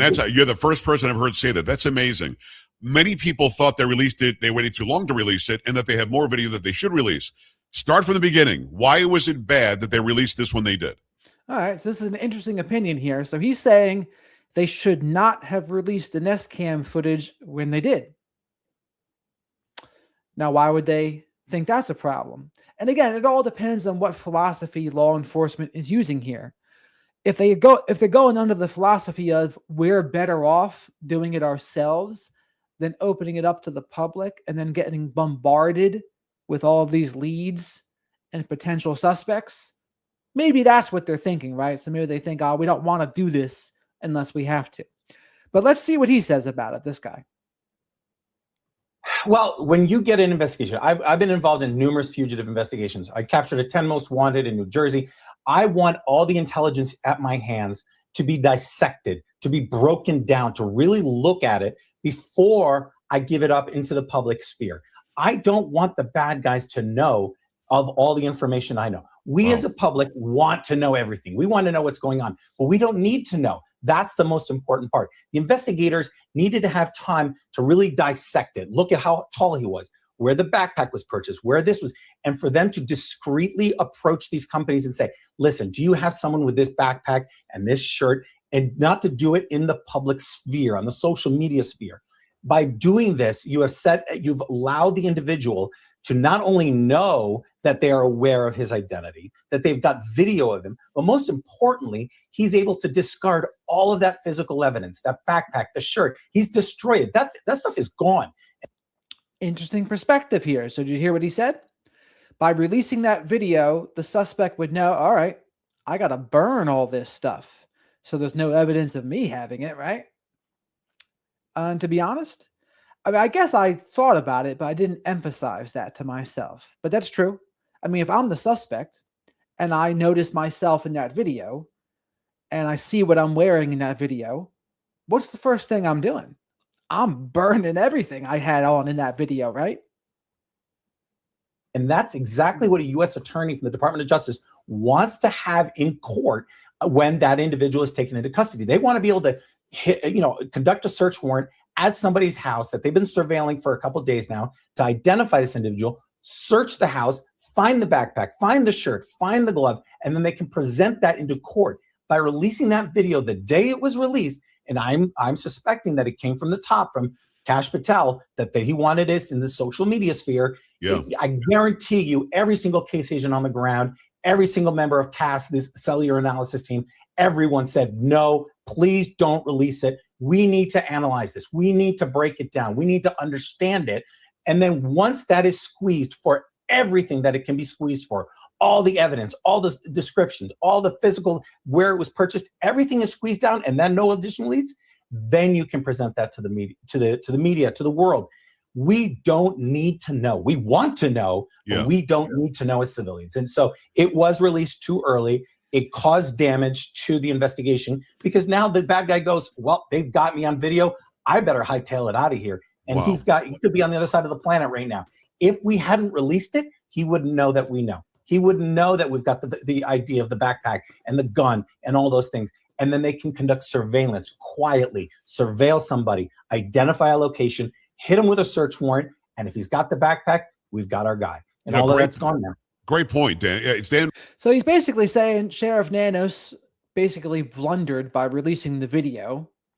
And if he didn't, they might have been able to find the people or the person or persons that had that stuff on more readily because the suspect didn't know or wouldn't have known they had the video. A fair point. A fair point, if you ask me. Brunner, go and check out BrunnerSierraGroup.com. It's his website for his group. Man, there's a lot there. So let's break that down a little bit further. You're right. He would not have known that his breaking the camera didn't work. He wouldn't know that they even have that video. So I'm with you 100% on that. But keep in mind, I'm just a dork who watches 2-hour movies and I see, crimes get solved in 2 hours or even an hour if it's on network television. And with commercials in 40 minutes, you can solve, a multiple murder situation. From my perspective as the layperson, don't you want people in Tucson and the surrounding areas to see his gait and stride, to see how he sort of shuffles around, to see the kind of shoes he has on? Don't you want, because those things can be indicators to those who are close. Like if you showed me a video of my wife, and covered up from head to toe, when I see her walk, I probably know it's her. You know what I mean? So wasn't there some advantage to putting it out when they did, or you completely say, nope, they could have waited a few more days? Yes, there is advantages to it, but the disadvantages clearly outweigh those advantages, without a doubt. The difficulty of the case team to be able to slowly analyze it, not to mention, in addition to just not being able to do this, that Phoenix, the Arizona division was inundated with tens of thousands of tips because it was just a general video. If they had been given time to slowly break it down and they say, okay, we're looking for a male individual, 5'10", the 5'10" wasn't figured out until 24 hours later, 48 hours after the video was released. We're looking for an individual, 5'9" to 5'10", has a backpack of this make and model, this shirt make and model. Does this person fit the description? Like I said, squeeze the juice for all the juice that you can get out of that video, then present it to the public. And then those 20, 30,000 leads, which every single lead has to be vetted and has to be analyzed. That 20,000 becomes less, 10,000. So not only are the case team working behind, because now the individual has got a lead on them. He's got the advantage now. He's holding the cards. You are inundating a case, an individual's the service people, the support individuals, other case teams, other special agents, people that have been flown in with thousands of leads that they don't need to look at. You focus it, you take your time. And this is something I've considered myself, right? When you open things up to the public, then all of a sudden you have to filter through a lot more stuff. So to me though, right, if I'm in charge, I would say you only release things if you don't think you're going to be able to find them without the public's help. Right? That would be my personal thinking on it. I would try myself first. But if we think, no, we're not going to be able to find them without the public's help, then you release it. That's just me, though. I fully acknowledge there's other ways of going about it. Also, please remember to like the video. Likes are free. And subscribe to the channel if you're not already. And come say hello to the awesome flock of black sheep in the live chat. Time slowly. The fact is, someone at FBI headquarters, whether it be Kash Patel or somebody else, made the decision that they were going to drive the narrative via social media. You cannot run a major case investigation via social media. It doesn't work. It just doesn't work. Daniel Brunner, Dan, I appreciate the time. Former FBI supervisory special agent. I like Kash. I like the president. Had them both on a lot of times on the show. The president, about a day after that video came out, said we're really close. We're going to have some sort of a solution soon. Do you think they thought they had the guy? Because for the president to say that, and I thought that he was premature in saying it, obviously, and it turns out he was. But for him to say that, somebody had to give him a wink and a nod. Hey, we got the guy. Don't worry, it's going to end soon. Do you think that they preemptively thought they had the person? I think that they did. I think that we've seen this before. So they're talking about what Trump said that day. Remember when they said, oh, the DOJ and the FBI told me that we're really close to something big? Well, maybe he was referring to the SWAT raids, maybe. But let's see what Daniel says about it. That things have been tweeted online that, oh, we have our guy. And then that's backtracked. It happens countless times. In the Charlie Kirk case, exactly right. In the Charlie Kirk case, they said they had the guy, and then they said, "Oh, we let him go. It wasn't the guy." Right. Go ahead. Correct. And you cannot dictate an investigation via social media. It has to be done by the case team. Let them do it. Let them vet it out. There's a chain of command. Let them work their investigation, and then they report up. And then when they have it, now, if they want to say we have a person of interest, being questioned right now, great. That's totally fine. I have no problem with questioning 100 people, bringing them in, putting them in the box, and talking to them. I have no problem with that. Yeah. And figuring out what their alibi is. But to come out and to say we have our guy, I think it's difficult because it then may have somebody stop phoning in a tip, which could be the tip. So I think it's difficult to say. Very good point by Daniel there, right? When you say that, maybe you make someone less likely to call in with a good tip. So if I'm Trump in that situation, I don't say that. So I think Daniel makes a good point. To be put on social media to do it. I understand we want to know. I understand we get that. But it's just not the efficient way. That's not the best way to operate. And the FBI never has really operated that way. We like to work in our darkness. We like to work in the quiet. We've got the best resources, the FBI agents on the ground, the CAS team, the evidence team. There's no one that can compare to them. Let them work their magic. Let them use their training. Get the guy.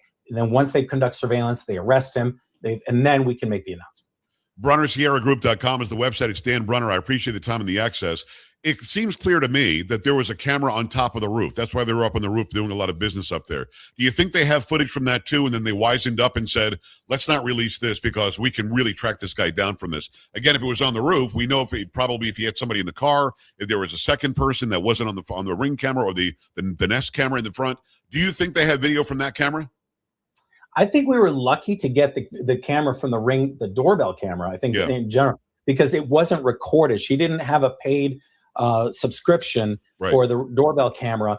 And so thus there wasn't a recording on her service. So in other words, I heard it took a lot of work by the cast members, by the FBI working with Nest to go dig deep into their computers and retrieve just these few seconds of video. Now, if you look at the video, there are two portions. One where the individual's not wearing a backpack and the other one where he's wearing a backpack. Oh, I didn't notice that. Really? Did not see that. If you look at it, so this was before Brian Etten's video, and Brian Etten said it's because it's from two different nights. So let's see if Daniel thinks about that. Seems to be matched together with the video that was released by the FBI. It seems a little bit different. So either that he approached earlier or somewhere else. But I think that most of the video would have been released, including that roof cam. Okay. If they, like I said, I think that it's tremendous work by the FBI cast members to recover just this clip. So to be able to say that we could recover other videos, I mean, hopefully, maybe they're still working on it at this time, and maybe they have it. It is Dan Brunner. Dan, let's finish up with the Guthrie case. I want to go into what happened in Mexico this past weekend in a second. Let me finish with this because nobody's given me a really good answer. I think we're kind of afraid to say why he was in the house for 41 minutes. Why do you think he was in there for so long? That's one of the $10,000 questions. And again, as Maureen mentioned earlier, just because there's 41 minutes between the time the Nest Cam was disabled and the pacemaker's disconnected does not mean he was in the house for 41 minutes.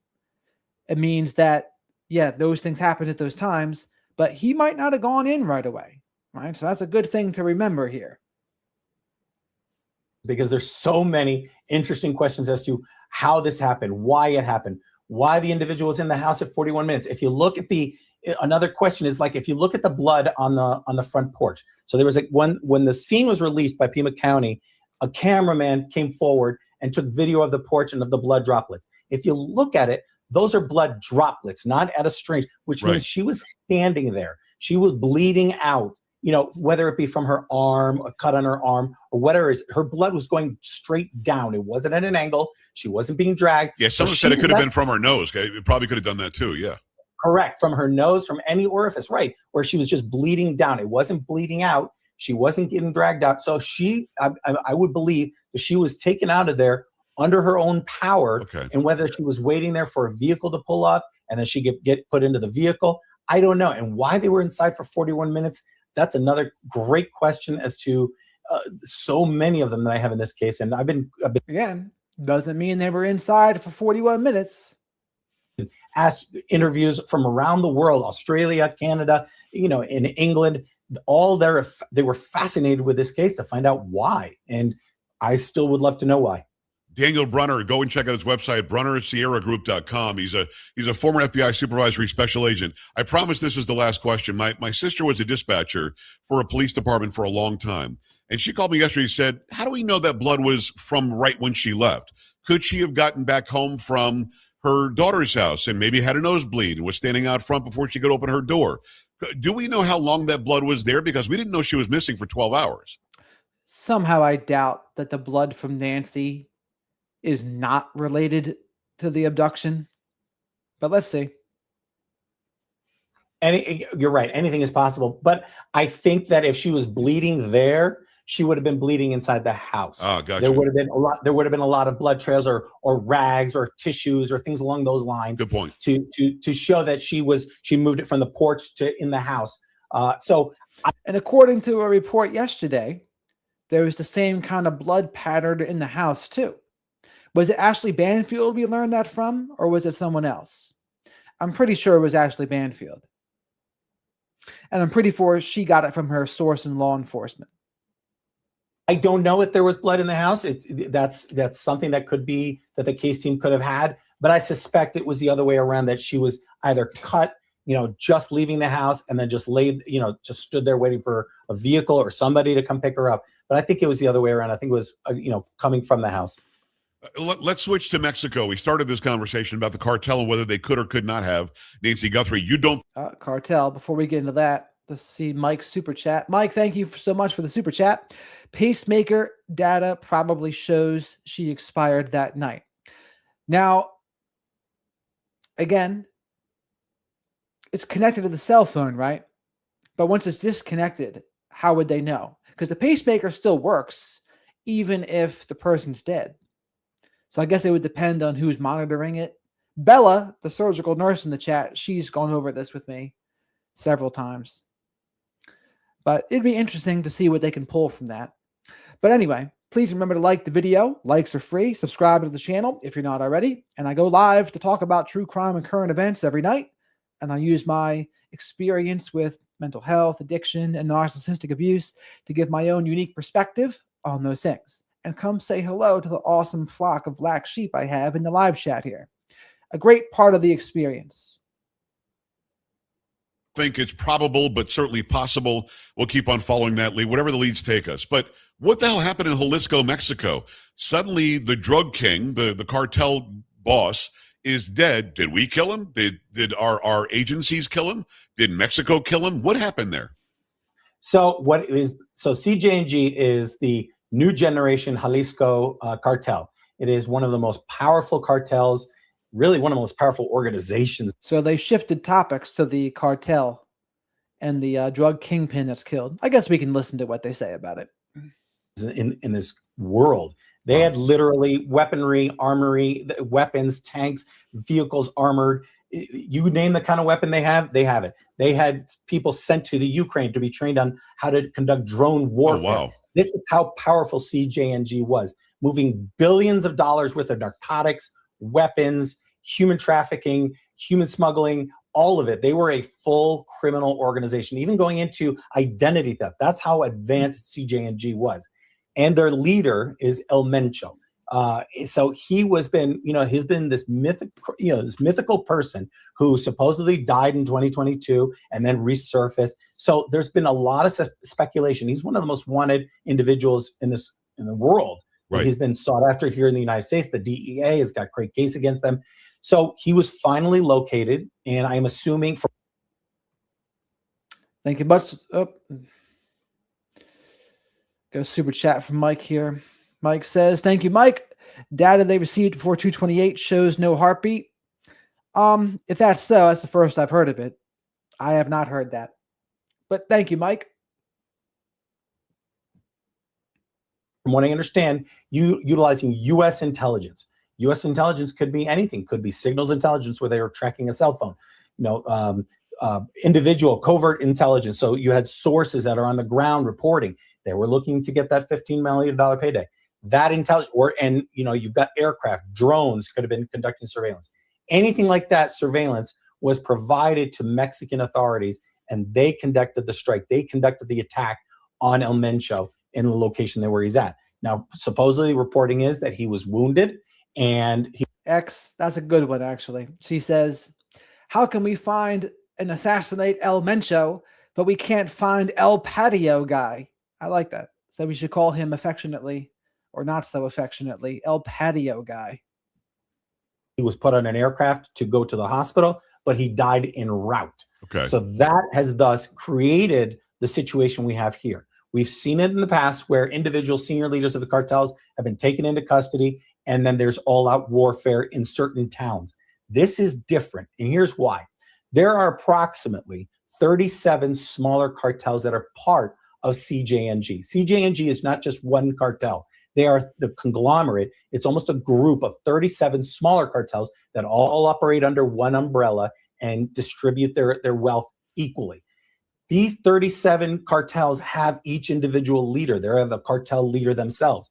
Each one of those leaders now want to be El Mencho. They want to be the boss. So they're now battling, utilizing all these weapons that they have, 50 caliber Barrett, full automatic machine guns, fully armored vehicles. They are battling not only the Mexican National Guards, the police, but they're going to start battling each other because they want superiority. Well, So Danica, let me stop. If you don't mind, let me stop you there because, again, just watching it over the weekend, we see them like taking over airports. We hear about them wanting to go and take Americans hostage. So I thought the reaction was, let's go and get a bunch of people and show them how strong we are. But you're saying this is actually leading to an all-out war to see who the new leader of the cartel is going to be?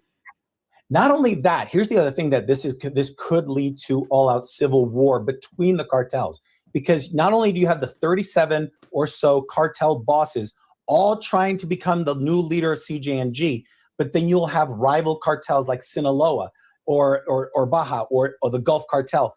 All of them are going to want to get a slice of CJNG's pie. So you're going to see them fighting with CJNG forces to push back and say, we are now the big dog. CJNG and Sinaloa have been the two big cartels in Mexico for a while now. Here in Montana, where I live, they have a presence here in Montana. Stop it. They're in Montana?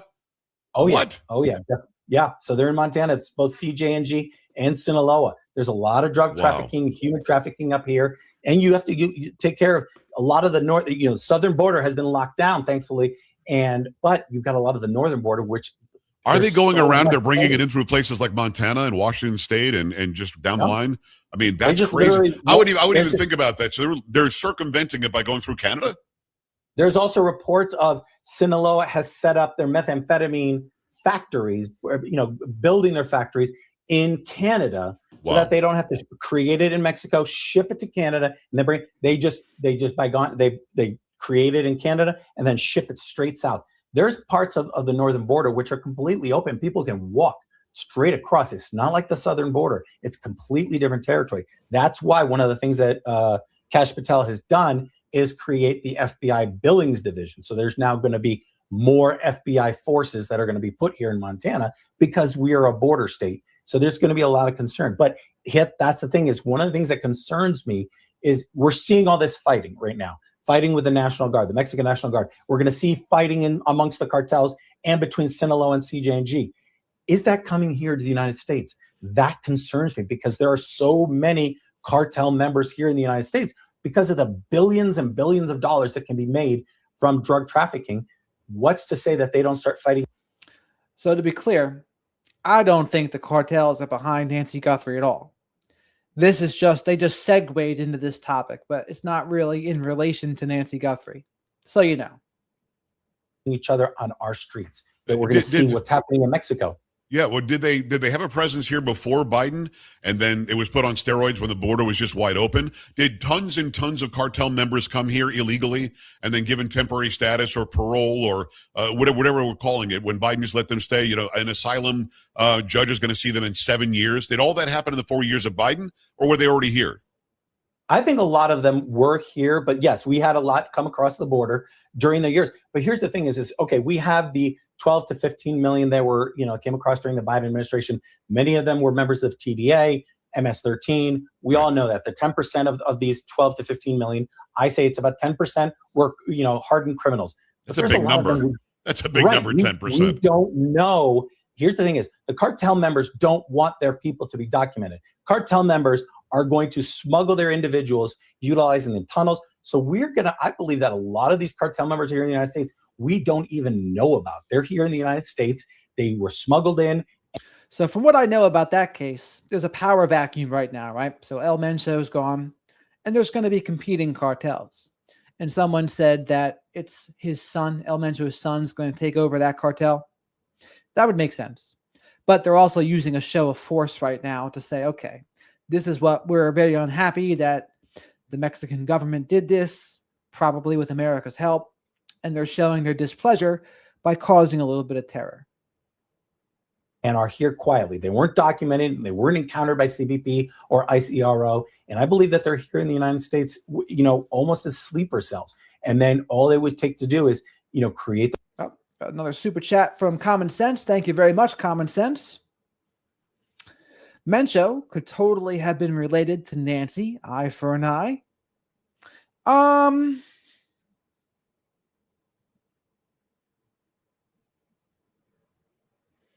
guess if people thought Mencho was behind it, but I don't tend to think that. I don't think it. I'm not saying it's impossible, but I don't think that was who was behind it. But thank you, Common Sense, for that.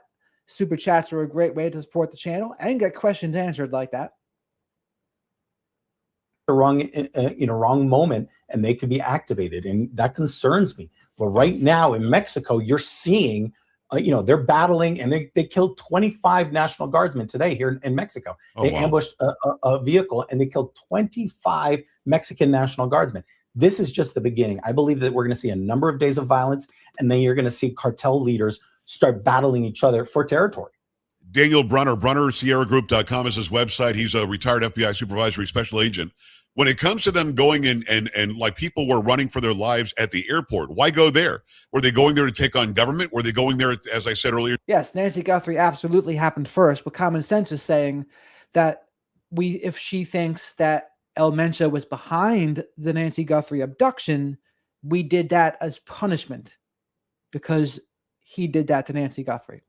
I don't think that's what happened, but that's what she says happened. She's throwing it out there that could be a possibility. To take hostages? Was it just complete mayhem? Or is there a plan in place? You take out our boss and we're going to do these 17 things in retaliation. Was this just, a spur of the moment, or was this a plan? No, I think if they have a plan and it's set in motion. I mean, a lot of these organizations like CJ&G and Sinaloa, they have, just like us, I mean, they're operational. They have a command structure. They have, they have a military leader. They have everything broken down. And I believe that if they have it literally almost like a notebook, that if this happens, this is going to occur. And then, yes, I believe that they knew that they would target the airports, the travelers, And right now, from what intelligence I've understood to be, is that they are targeting Mexican National Guard, but they are warning individuals to not leave your homes or hotels, because they've also threatened, saying, "Listen, we're going to go to the hotels, we're going to go to the beaches." Cartels have attacked, resort beaches in the past. It's nothing new. It's not a surprise. And I'm talking to a numerous number of C-suite level executives down there in Mexico and providing them assistance in extractions. I've already talked to 2 different members, and I'm working on an extraction for another team right now, getting them out of Mexico. They want to get out of Mexico right now. So we are working with our Mexican support that I could say is getting them, the C-suite level executives, out of Mexico and back to the United States, back to safety. BronnerSierraGroup.com is the website. Can you explain the hierarchy in a Mexican cartel? And what I mean by that is, I'm an Italian guy from New York, so I know a lot. I've talked to Rudy Giuliani a million times about how he used RICO. I've got Michael Franzese is a friend of mine, a former mobster. Is it like a New York mob family? Is the hierarchy? There's a boss. There's a second in command. Then you've got your captains. Then you've got your street level soldiers. How does it work? So absolutely, I understand when you're saying RICO. I was a RICO agent in New Jersey for 20 years. I took out MS-13 with 2 big, massive RICO investigations. Wow. New Jersey, a lot of New Jersey folks, isn't there? Or in the same as the guy, Jim Fitzgerald, working out of Ben Salem. A lot of people right by me.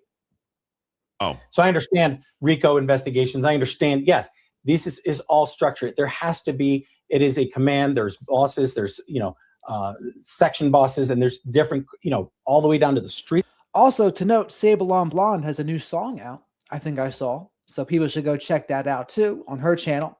So I call Cat. Level. Yeah. And then drug trafficking. And then you're going to have command structures of human trafficking, weapons trafficking. So it is all organized. It's all divided, because you had chaos, because this is a billions of dollars industry, and there has to be structure and organization. And if you're not structured and organized like these cartels are, other cartels that are structured and organized will wipe you out in an instant, without command structure, without communications.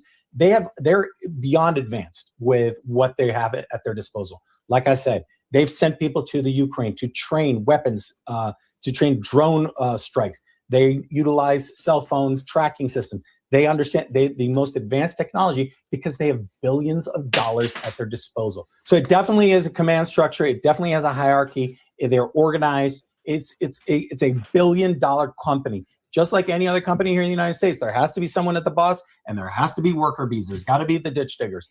Everywhere in between, it's all about giving orders, following orders, and the money is controlling everything.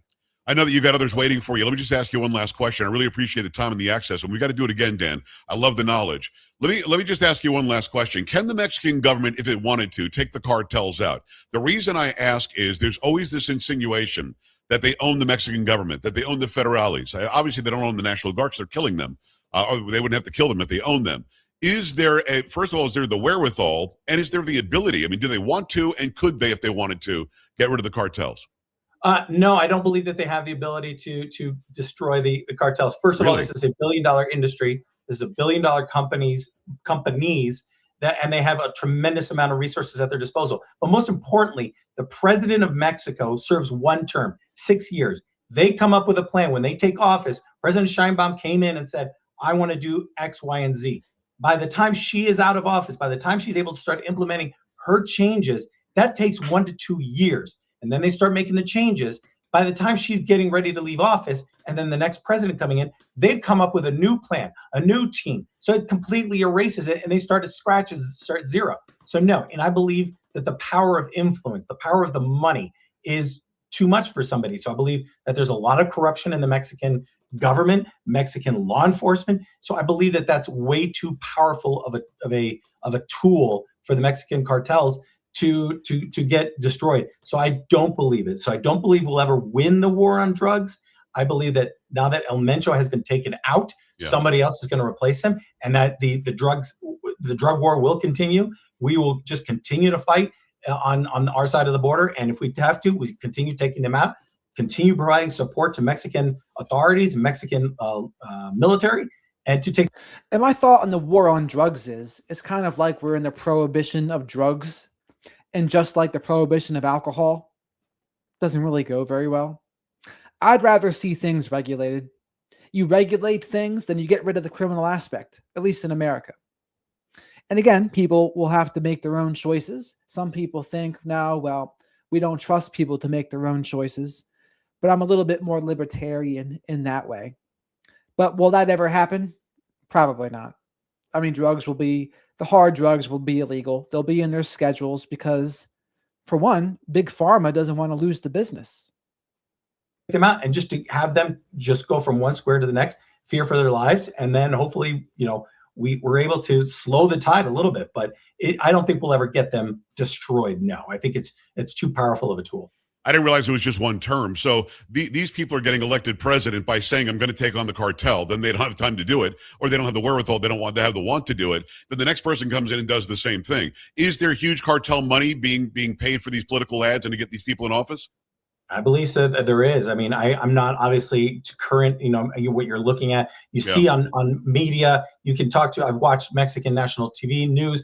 You can see the influence, just like in El Salvador and Bukele and MS-13, how they influence, even though they're almost a silent partner. Absolutely. I believe the money is way too powerful, and it's part of the system now. This has been extremely enlightening. Daniel Brunner, go and check him out, BrunnerSierraGroup.com. He's a former FBI supervisory special agent, and I just love the knowledge. You went everywhere with me. Let's do it again very soon, my man. Thank you. Great, Joe. I'll talk to you soon. That's it for this episode. All right, so that's Joe Pags. Check him out on his channel. I appreciate him. He's no nonsense and to the point. 30 minutes, bing, bang, boom. 30 minutes, bing, bang, boom. And he usually asks some very thought-provoking and interesting questions that some of the other channels don't even address. So I appreciate that about Joe Pags. Shine down, Simple Man was Leonard Skinner's Simple Man first text. You know that. And be a simple man. And forget your lust for the rich man's gold. All that you need is in your soul. There's some pretty cool live versions of Simple Man. There's only one with Ronnie before he passed away, but his brother does one. I think it was from the early 90s, which was actually pretty good. It was actually pretty good, even though it's not Ronnie. But it was pretty good. Well, we will be getting back to the Nancy case tomorrow or the next day because there's nothing else to go over today. That was it. Ashley Banfield didn't come up with a video. Megyn Kelly did not come up with a video. They're running out of things to talk about for now, I think. You have a great night as well, Tim. Yeah, and definitely Joe Pags is straightforward and to the point. I like him. And he comes up with some thought-provoking questions. So right now, we'll recap today's video. Recapping today's video, the Nest Cam footage was from multiple nights, they're saying.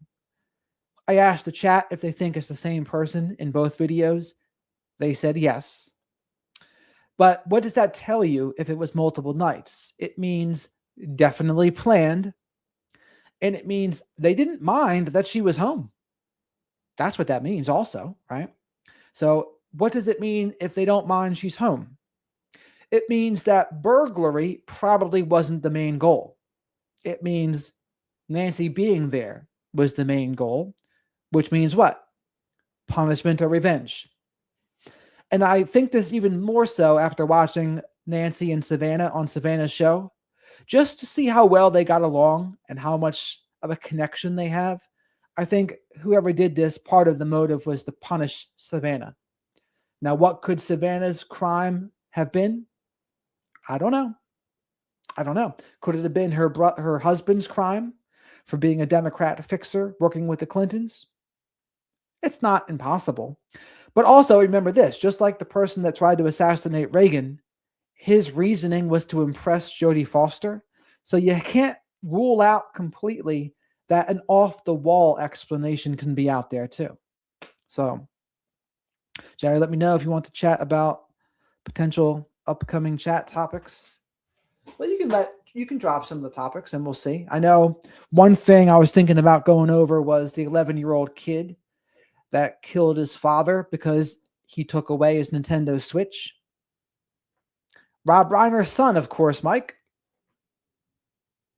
But that was an interesting case. Because it's an interesting case because some people are saying the kid's autistic. But what do you think should happen to an 11-year-old kid that kills someone? And it does bring up some interesting questions, right? Do you think that kind of person can be rehabilitated? Are they doomed? I don't know.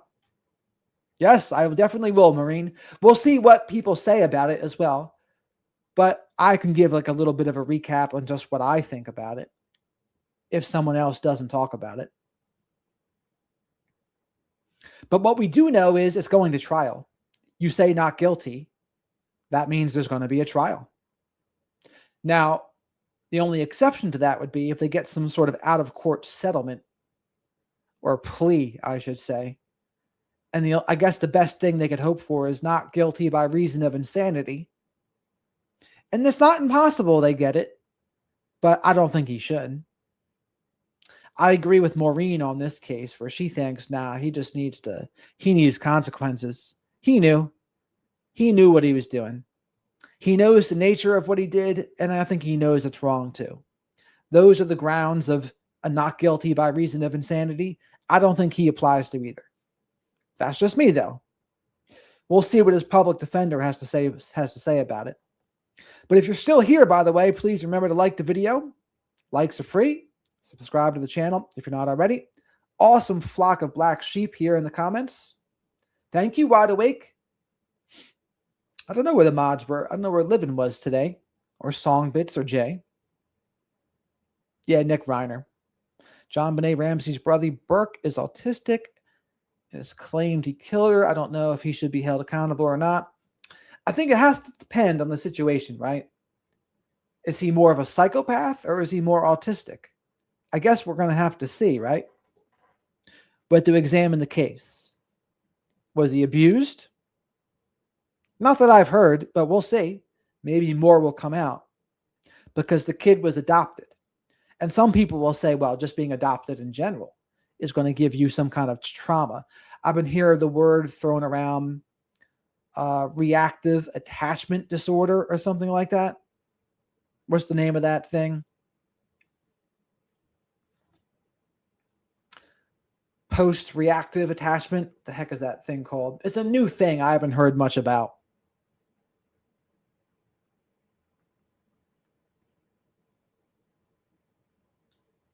Yeah, that's true too. Very good. Maureen 544 is pretty good. Carl Reiner was Rob Reiner's dad, not Rick Reiner's, not Nick Reiner's dad. Reactive attachment disorder.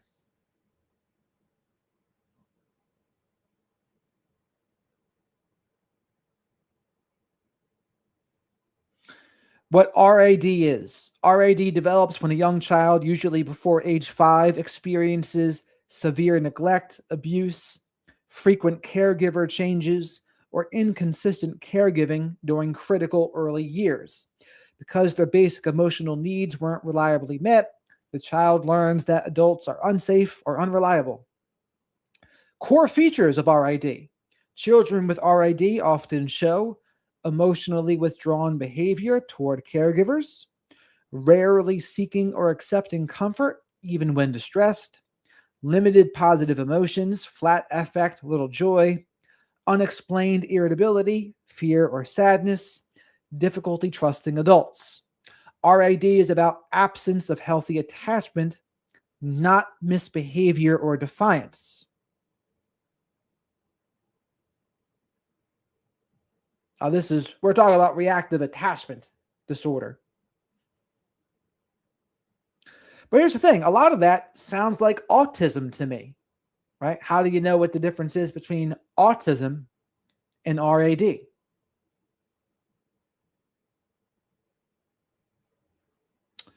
It's tough to tell, right? To me, that sounded a lot like autism. And to note, most people who have autism are not violent. Some can be, but not all. Like Brian Koberger, for example. I can't decide. Is he a psychopath that's also on the spectrum or just a psychopath? I think it can be comorbid. Not all good, Marine. All good. Yes, I agree with you, Canada. I agree. Yes, Nick Reiner for sure. Spoiled kid. Absolutely. Ashley Banfield going to crash out tonight when she sees that Nanos post. Which Nanos post are you referring to? Yes, that is true, Sable. Cat, I called you Sable. Oh, nice of you to join us there, Livin. Right as we're about to end here. I'll look it up. On X, did he?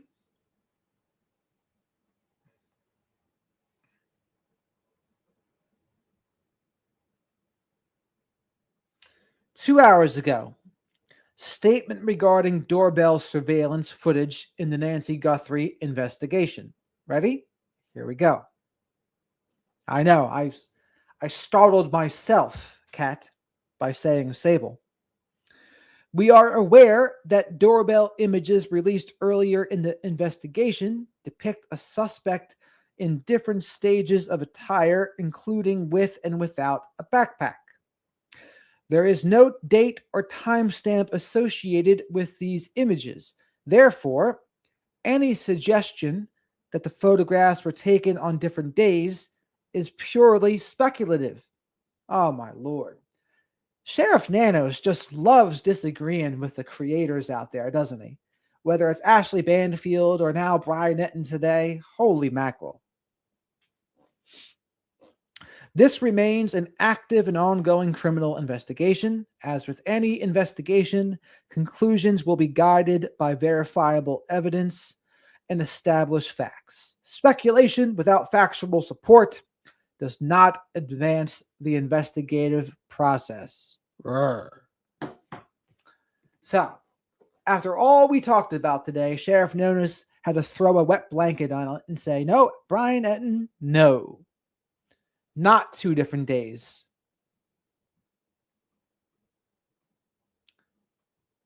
Oh, my Lord.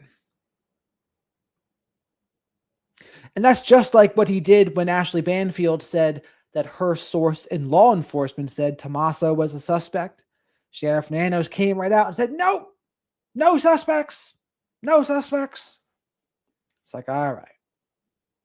Now, what I said back then was the only excuse I would give Sheriff Nanos for that is if he thinks it's going to hurt the investigation somehow if Ashley Banfield says that. And would it? I don't know. I don't know if it would. But that's just what I remember thinking. But notice, we haven't heard anything about Tommaso since then, have we? Have we heard anything about the car? Annie's car that was impounded? No. And I half wonder if Tommaso gave them all a cease and desist. Because we haven't heard a word. Has Ashley Banfield even said a word about Tommaso since then?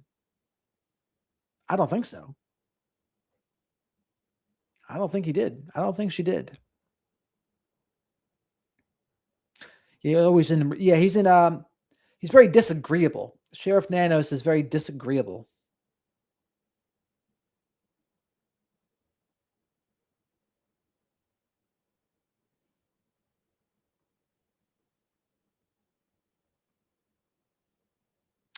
So I still have a lot of questions that are unanswered, that's for sure. Because I also think they're still not giving us all the information. Like even with this thing with Sheriff Nanos today, why do you need to say that? What does it matter if people think it was 2 different nights? All right, you might speculate a little bit differently about the intentionality of it, right? Like I did. I said, oh yeah, it makes you realize definitely planned. But I mean, why wouldn't Sheriff Nanos want people thinking that? I don't know.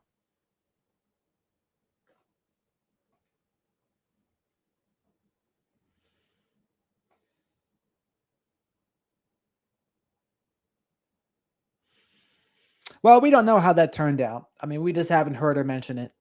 Oh, thank you, Maureen. Livin would say never enough likes, to which I also agree. So remember to like the video. Likes are free. You have a good night, Canada. Nova Scotia is signing off. Also, I've decided to not say the sickness thing because I do really believe in this. I believe in mindset, and I do believe you can speak things into the universe. And I do not want to be speaking illnesses into my universe. So I will come up with another cool way to promote likes. Have a great night, Heather. Now, Justin, I don't believe Sheriff Nanos about much. I think he's playing poker sometimes, is what I think. Yes, I agree, Kat. I don't think it's not good to manifest those things. Other things, sure. But not that. Not that.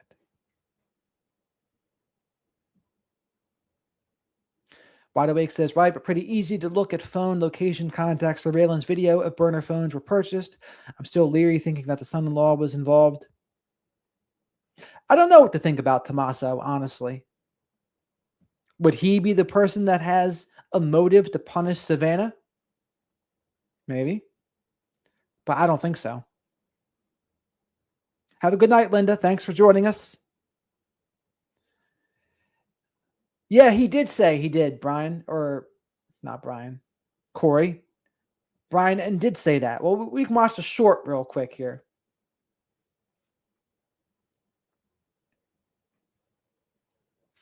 And this will be the last thing that we do.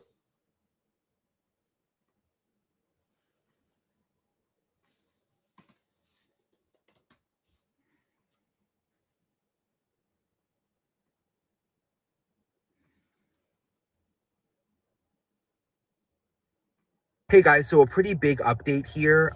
We have learned, remember the photos of the suspect outside of Nancy Guthrie's house? There was the one of him wearing the backpack and one without the backpack.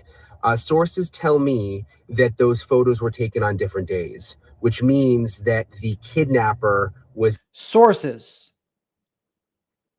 one of him wearing the backpack and one without the backpack.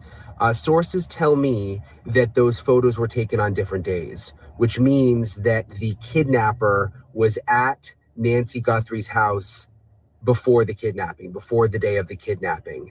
I have a source confirming this, and News Nation's Libby Dean in Washington, D.C. also has a source confirming this. And I was wondering. So News Nation sources and Brian Etten sources confirming.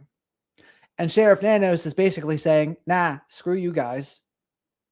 About this because if you look at the photos, you can see that the suspect has a backpack on in one of the photos and does not have a backpack on in the other photo, which was very confusing.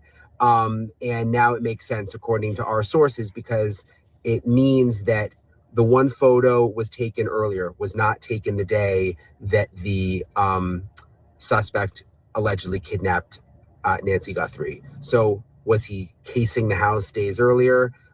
We don't know, but we now know that those photos come from different days, which is really interesting. Hey guys, so a pretty big update here. So again, it seems like there's a lot of sources in that department that Sheriff Nanos goes out of his way to contradict. It's happened multiple times now. But what did we make of it? Nope, I have not, Kat. What did we make of it?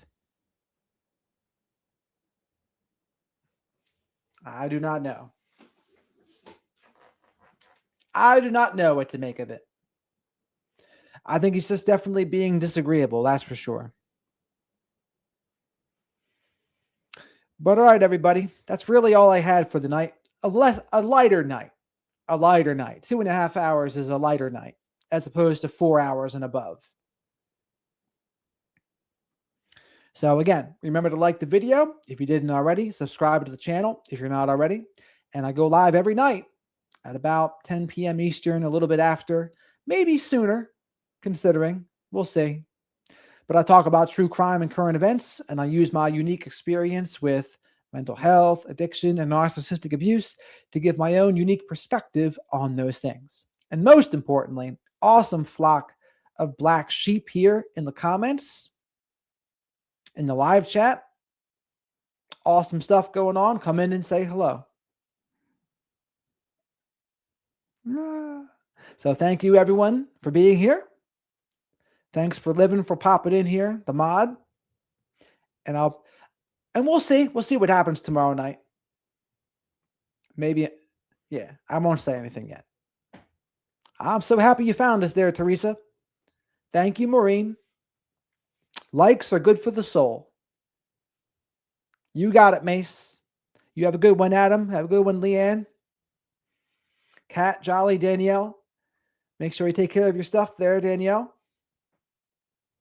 Remember to send good vibes to Bella, too, and her brother.